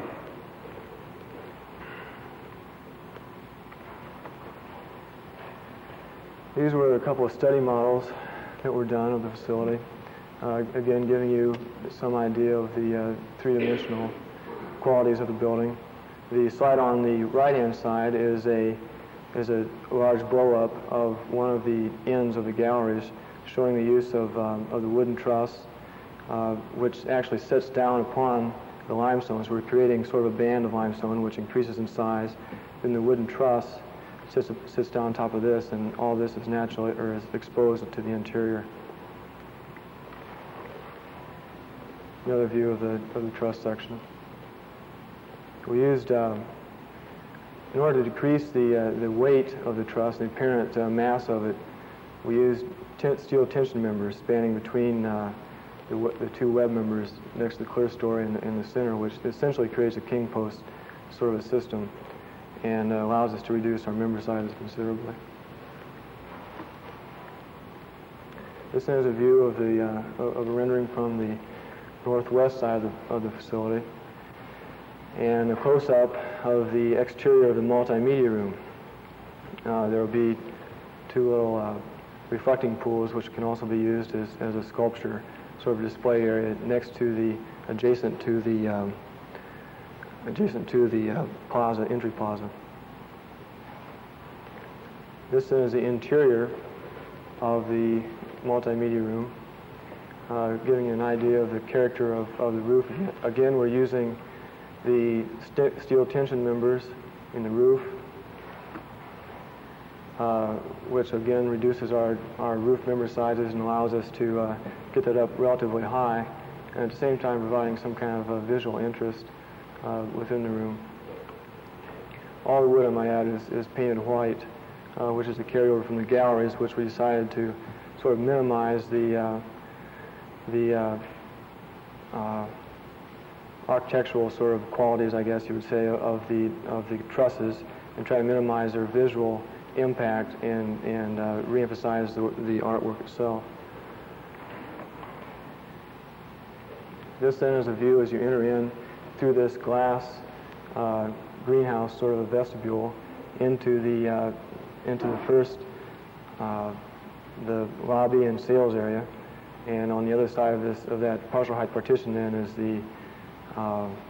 the first gallery. It's another view of the inside of the lobby and sales area. This then is a view of the large gallery, gallery number 3. You can see then how the clear story works from the interior and the truss work and so forth. And then at the end of the gallery is, again, is visual relief out of the gallery to the wood area below.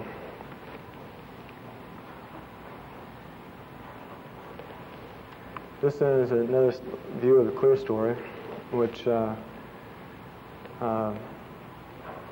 shows you the light track system, which is very flexible in that we've designed it to not only move back, the lights move back and forth on the light track itself, but the light track itself also moves up and down the lower quarter of the truss, so we can have very flexible sort of the lighting layout for whatever kind of temporary show might be coming into the museum. And this then is a close-up of that of the truncated corner and the full-story glass. The idea is to also use this semi-enclosed area as a sculpture exhibition area for potential exterior sculpture and so forth. And then the view on the right-hand side is hopefully what we'll be seeing a year from now, when hopefully this thing will be finished, looking out from this window. And that's it.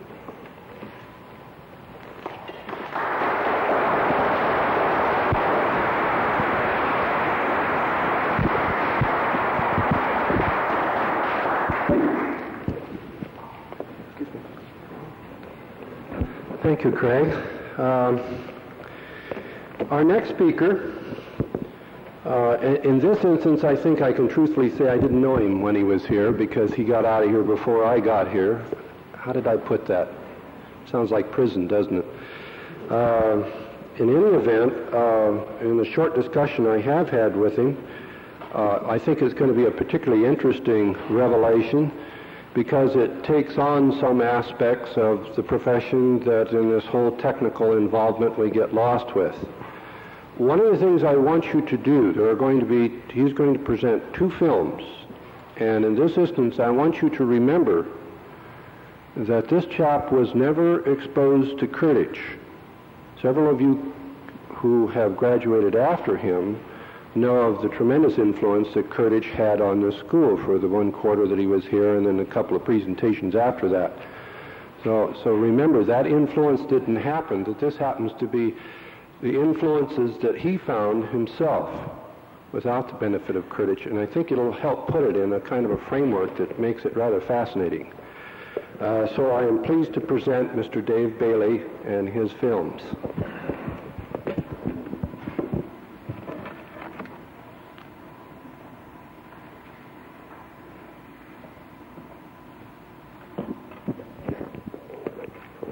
what I'm going to show you is what my hobby is.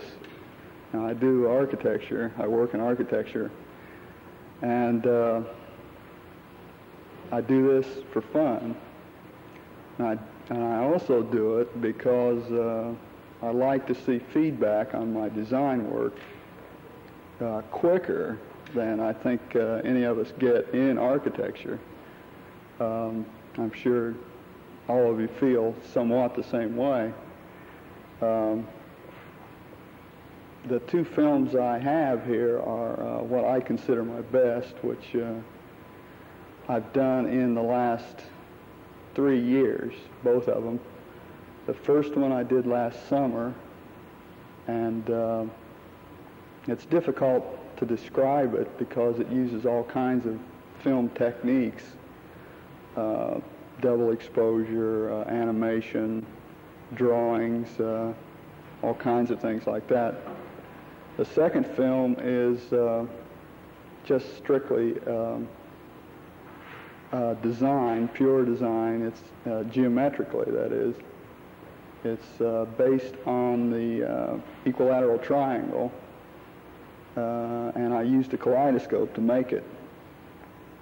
The first film takes about 12 minutes. The second film is about 13 minutes long, and they both are coordinated with music.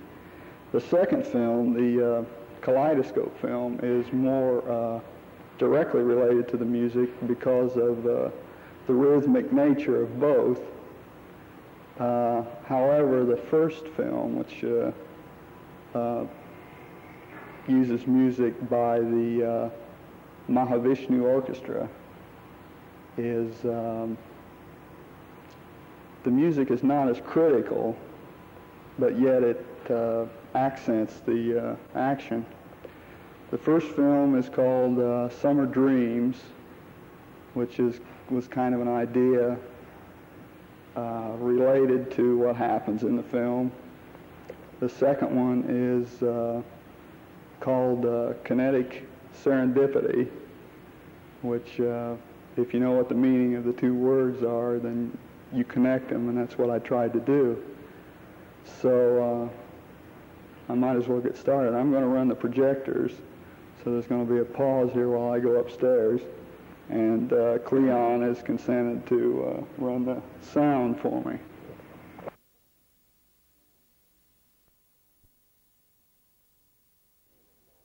That's kind of a facet of architecture that you don't find hanging around on any street corner, I'll tell you.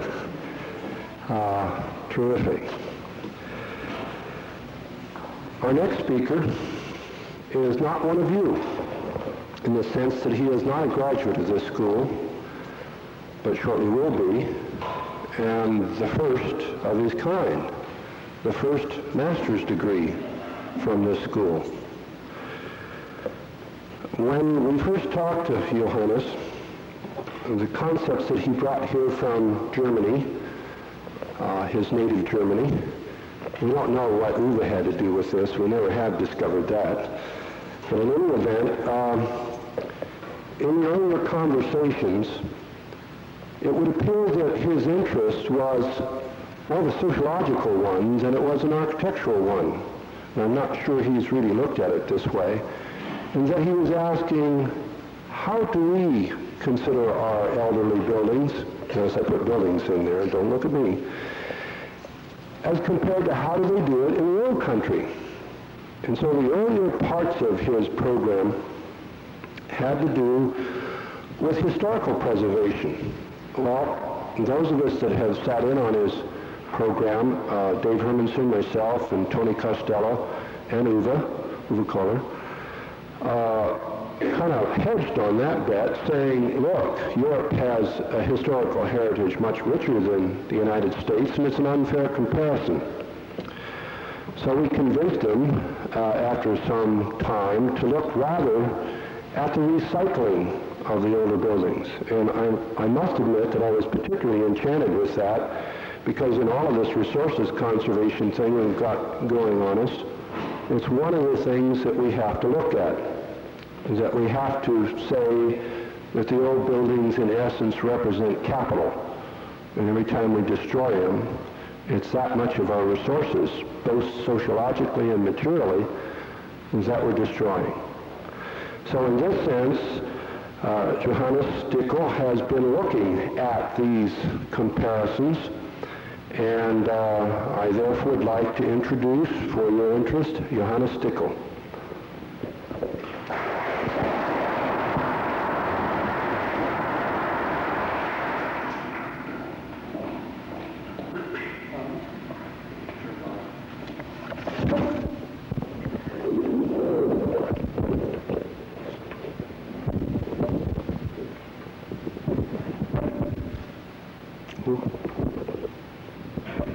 Complicated. Okay. Today I'm going to speak about my thesis project, which was I involved in since the last 2 quarters. I saw many troubles actually.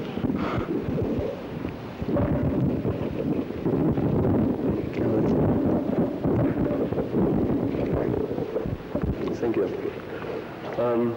And the thesis project is about recycling and adaptive use of industrial buildings.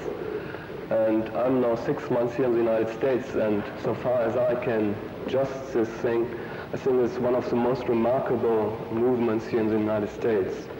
So this generated my interest in this field. I would like to give a brief overview over the topic, what is recycling, the background a little bit. I don't want to go too much into historical and cultural things. And I would like to point out some benefits of recycling. And in addition, I will show you some significant examples of industrial recycled buildings I saw in San Francisco mainly. Okay, may I have the slides, please?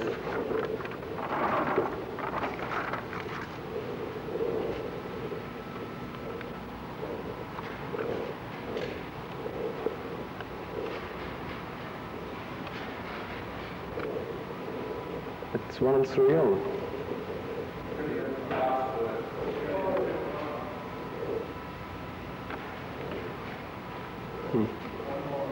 One more time. Recycling today is, as I see it, a really important tool, as well as for architects as for other people in other professions, to approach today's energy problem. And to go very shortly into energy a little bit, you know that the organic resources, as you see on the left picture, are renewable, that regenerate themselves after a certain time. But the mineral resources, like coal, oil, and so on, they are limited, and our generation, I think, has to really use them wisely for concerning the future. And actually,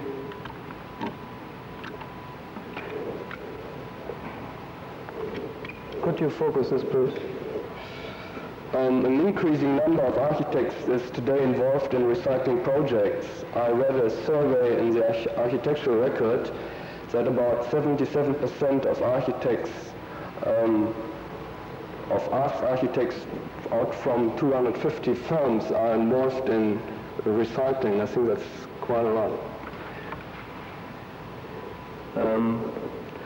The definition, what is recycling, I've had to find that out really some difficulties, because there exist so many different terms like remodeling, reorganization, rehabilitation, preservation, so on and so forth. I don't know how to focus this left one. Could you? The term recycling originally comes from ecology, and in ecology the model nature is used where cycles of essential elements circulate and waste materials are recycled into the natural production, consumption, production circle. Ecologists analyze these circles and develop certain techniques for the study of plant and animal populations. These techniques are later used for other systems than nature. And another system is, of course, the built environment. And as you see on the left flow diagram, recycling, I wanted to show this life circle of buildings, beginning with raw materials, construction materials, there's a construction process, the use of the building becoming old and obsolete, and then there's a decision whether to recycle the building or to tear it down.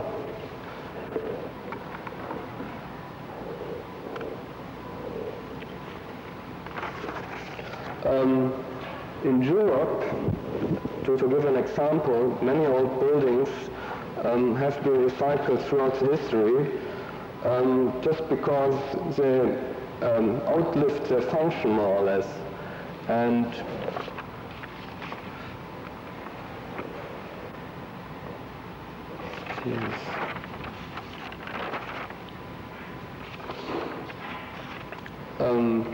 today there are some basic examples what recycling can mean. First of all, I have to go back for that. It is restoration of historic buildings and places. Like here, the Cologne Cathedral, for example, is permanently restored because of the polluted air which destroys the sandstone. Another basic thing of recycling is renovation with new addition. On the right side you see some houses in Cologne which have a new addition, and the new addition tries to imitate the style of the old houses. Another thing is the rehabilitation of buildings for the same use. This is mainly a fact for housing. As you see on the left side an example in San Francisco, and on the right side in Germany.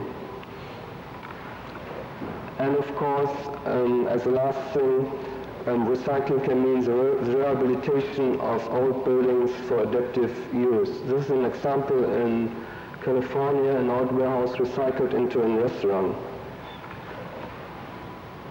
I asked some architects to give me some definitions of recycling, and I want to mention three very significant ones.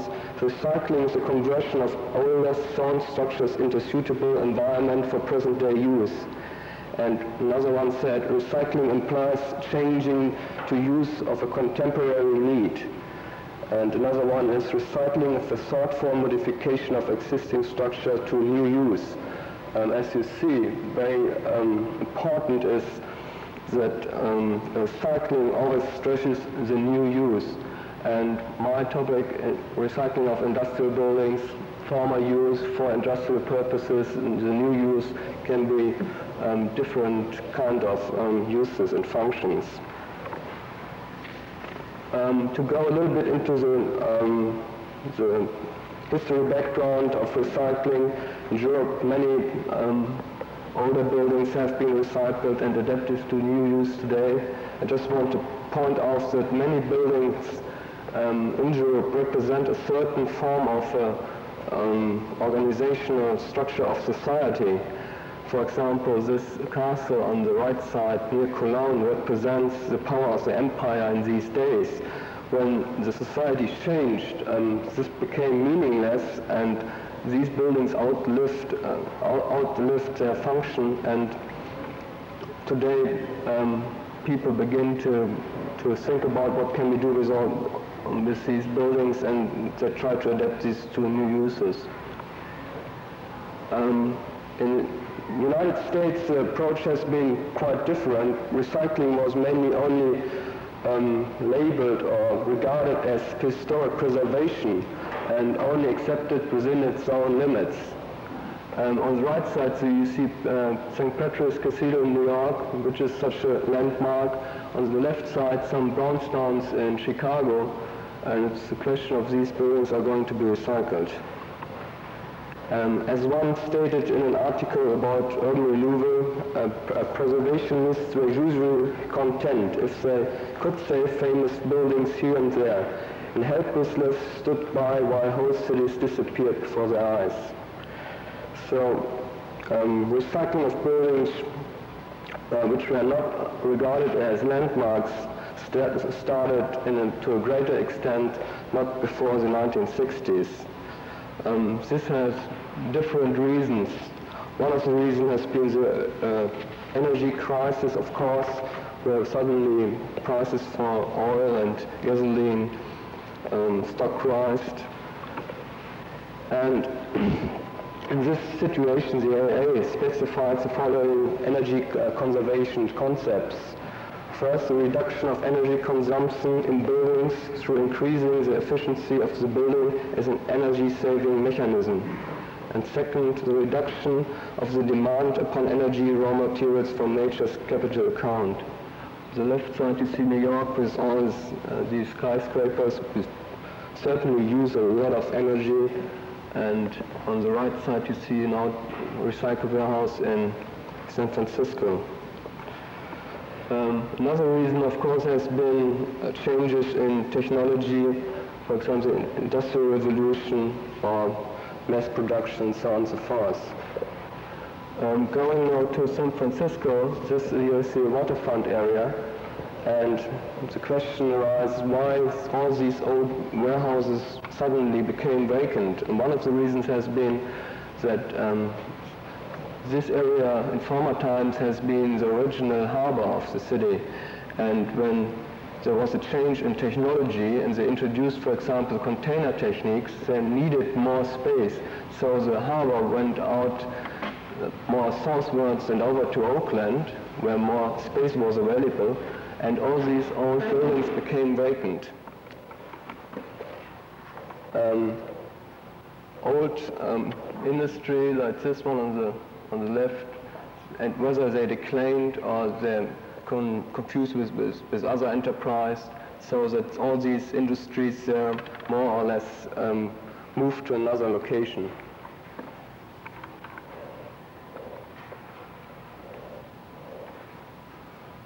These are some examples in Monterey, California, former old warehouses, and probably going now to be recycled. As a case study, this Muster Plaza in San Francisco, designed by the architects Balthazar Korab and Stutler. It's located on the waterfront area of San Francisco. The history of the building has been that it was built as a warehouse in 1906 and has had many functions and uses, like a sweet manufacturer used this building, and a furniture manufacturer. The original building has 3 stories. It's built out of brick and timber. Today this warehouse is recycled into a fully equipped and modern office building with about 34,000 square feet. Within the interior spaces, all the large and heavy timber structures are exposed. Outside design, there was a plaza designed which was landscaped too. A passage was designed to have a connection between Battery Street and Pacific Avenue. And the outside of the building was painted white to give it a unified image.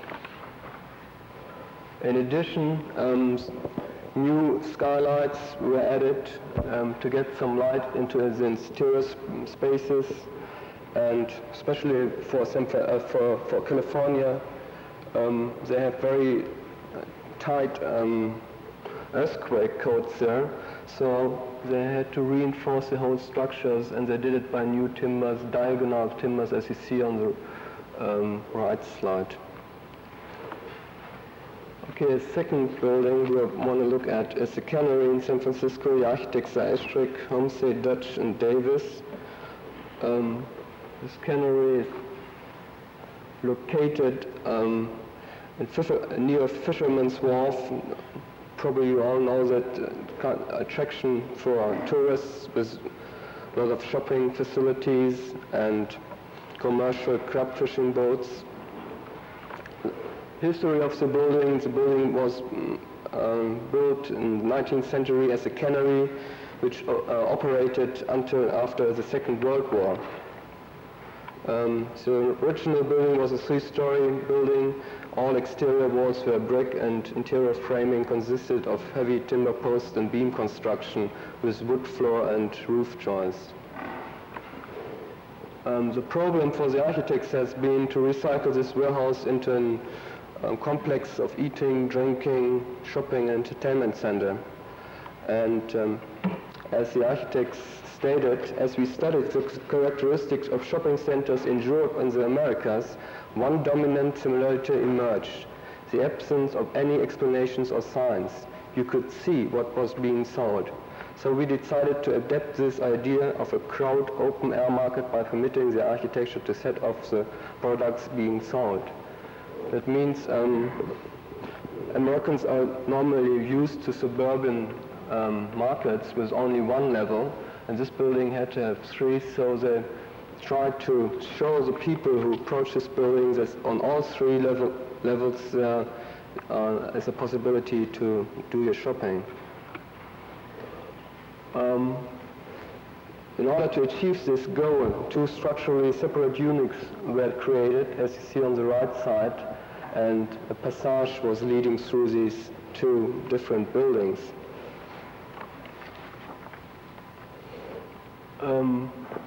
There was a plaza created with many additional shopping facilities and facilities just to gather or to do nothing, to relax, whatever.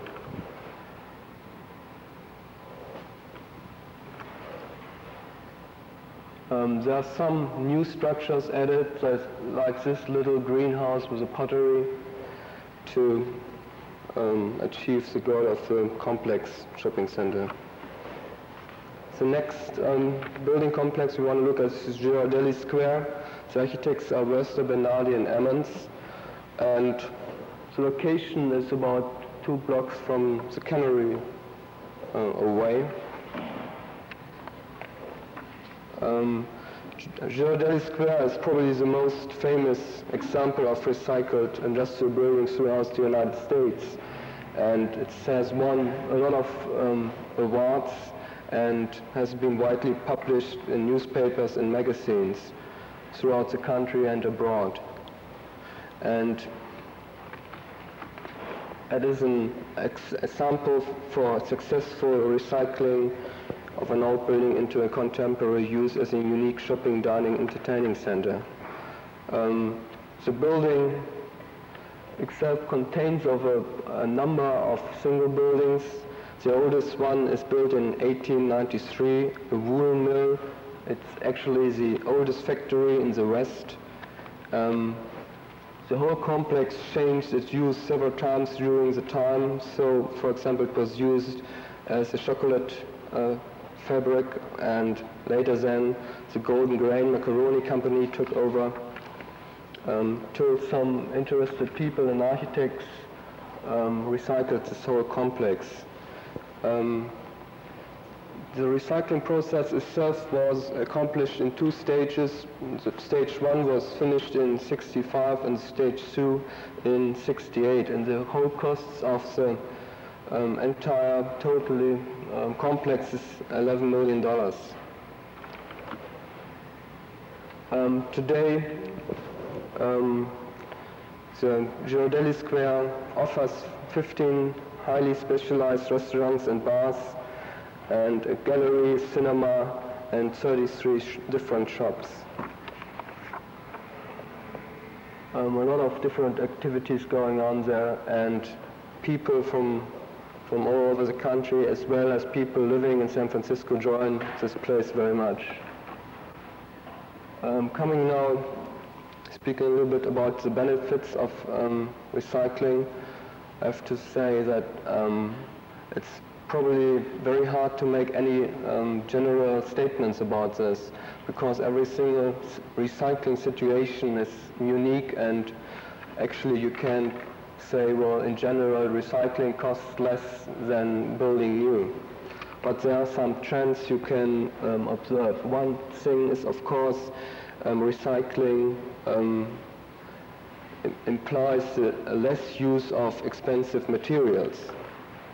In addition, time is saved, and by saving time, this reduces the costs of labor and the rate of inflation.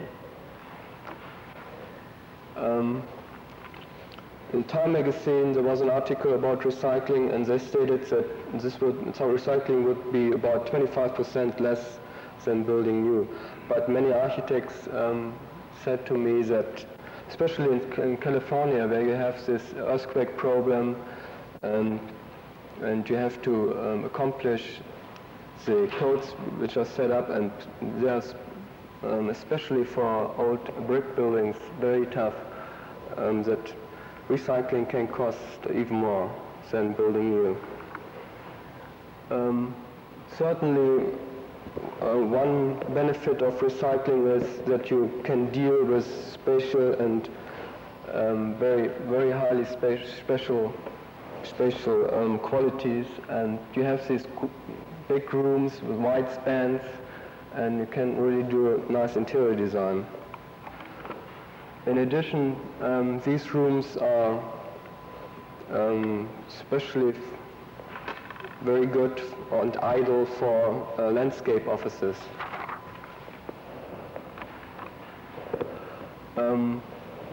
Another thing is recycling can kind of trigger a revival of a declining urban area. It can bring business and jobs back to this area, and can be a vital stimuli for further development, as here in Monterey.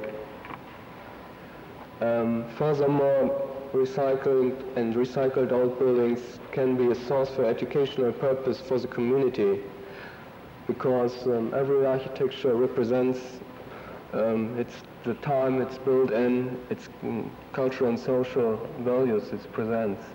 On the right side you see in Cleon the factory where the first diesel engine was built, and you can use this, of course, for educational purposes. Coming to a conclusion, especially for architects, I think recycling requires definitely a new attitude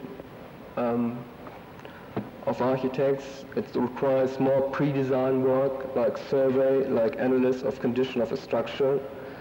And just to underline how significant this movement is, a survey by Urban Land Institute found out that bigger recycling projects are found in almost half of 260 American cities with more than 50,000 population. So in New York you find in Brooklyn many lofts which are recycled. In Philadelphia, on the right side, you have, for example, Society Hill. San Francisco, Waterside, of course, and in Chicago, the Old Town district too. To say something about future trend, the Nobel Prize winner Glenn Seaberg foresees a steady society which uses with maximum efficiency all resources which are available. And one architect said to me that he thinks that recycling will be the next big wave in architecture. Thank you.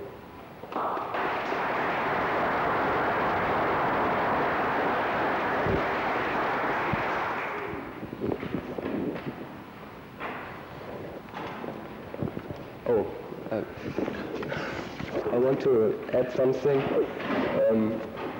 I'm still working on this topic, and I have developed a questionnaire which I would really like to give it to you, and maybe you can whether fill it out here or send it to me. I would very much appreciate your help. Thank you. Yeah. Okay.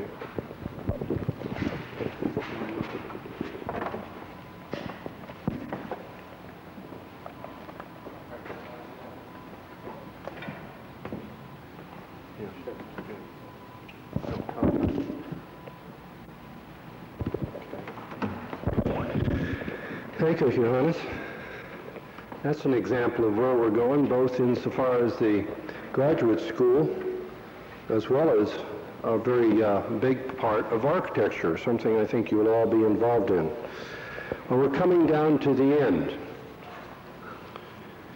And we're talking now about an individual who is quite diverse. So diverse he isn't even here. This chap is probably one of the most diverse students we've ever had. I'm talking in this instance about Roger Brady.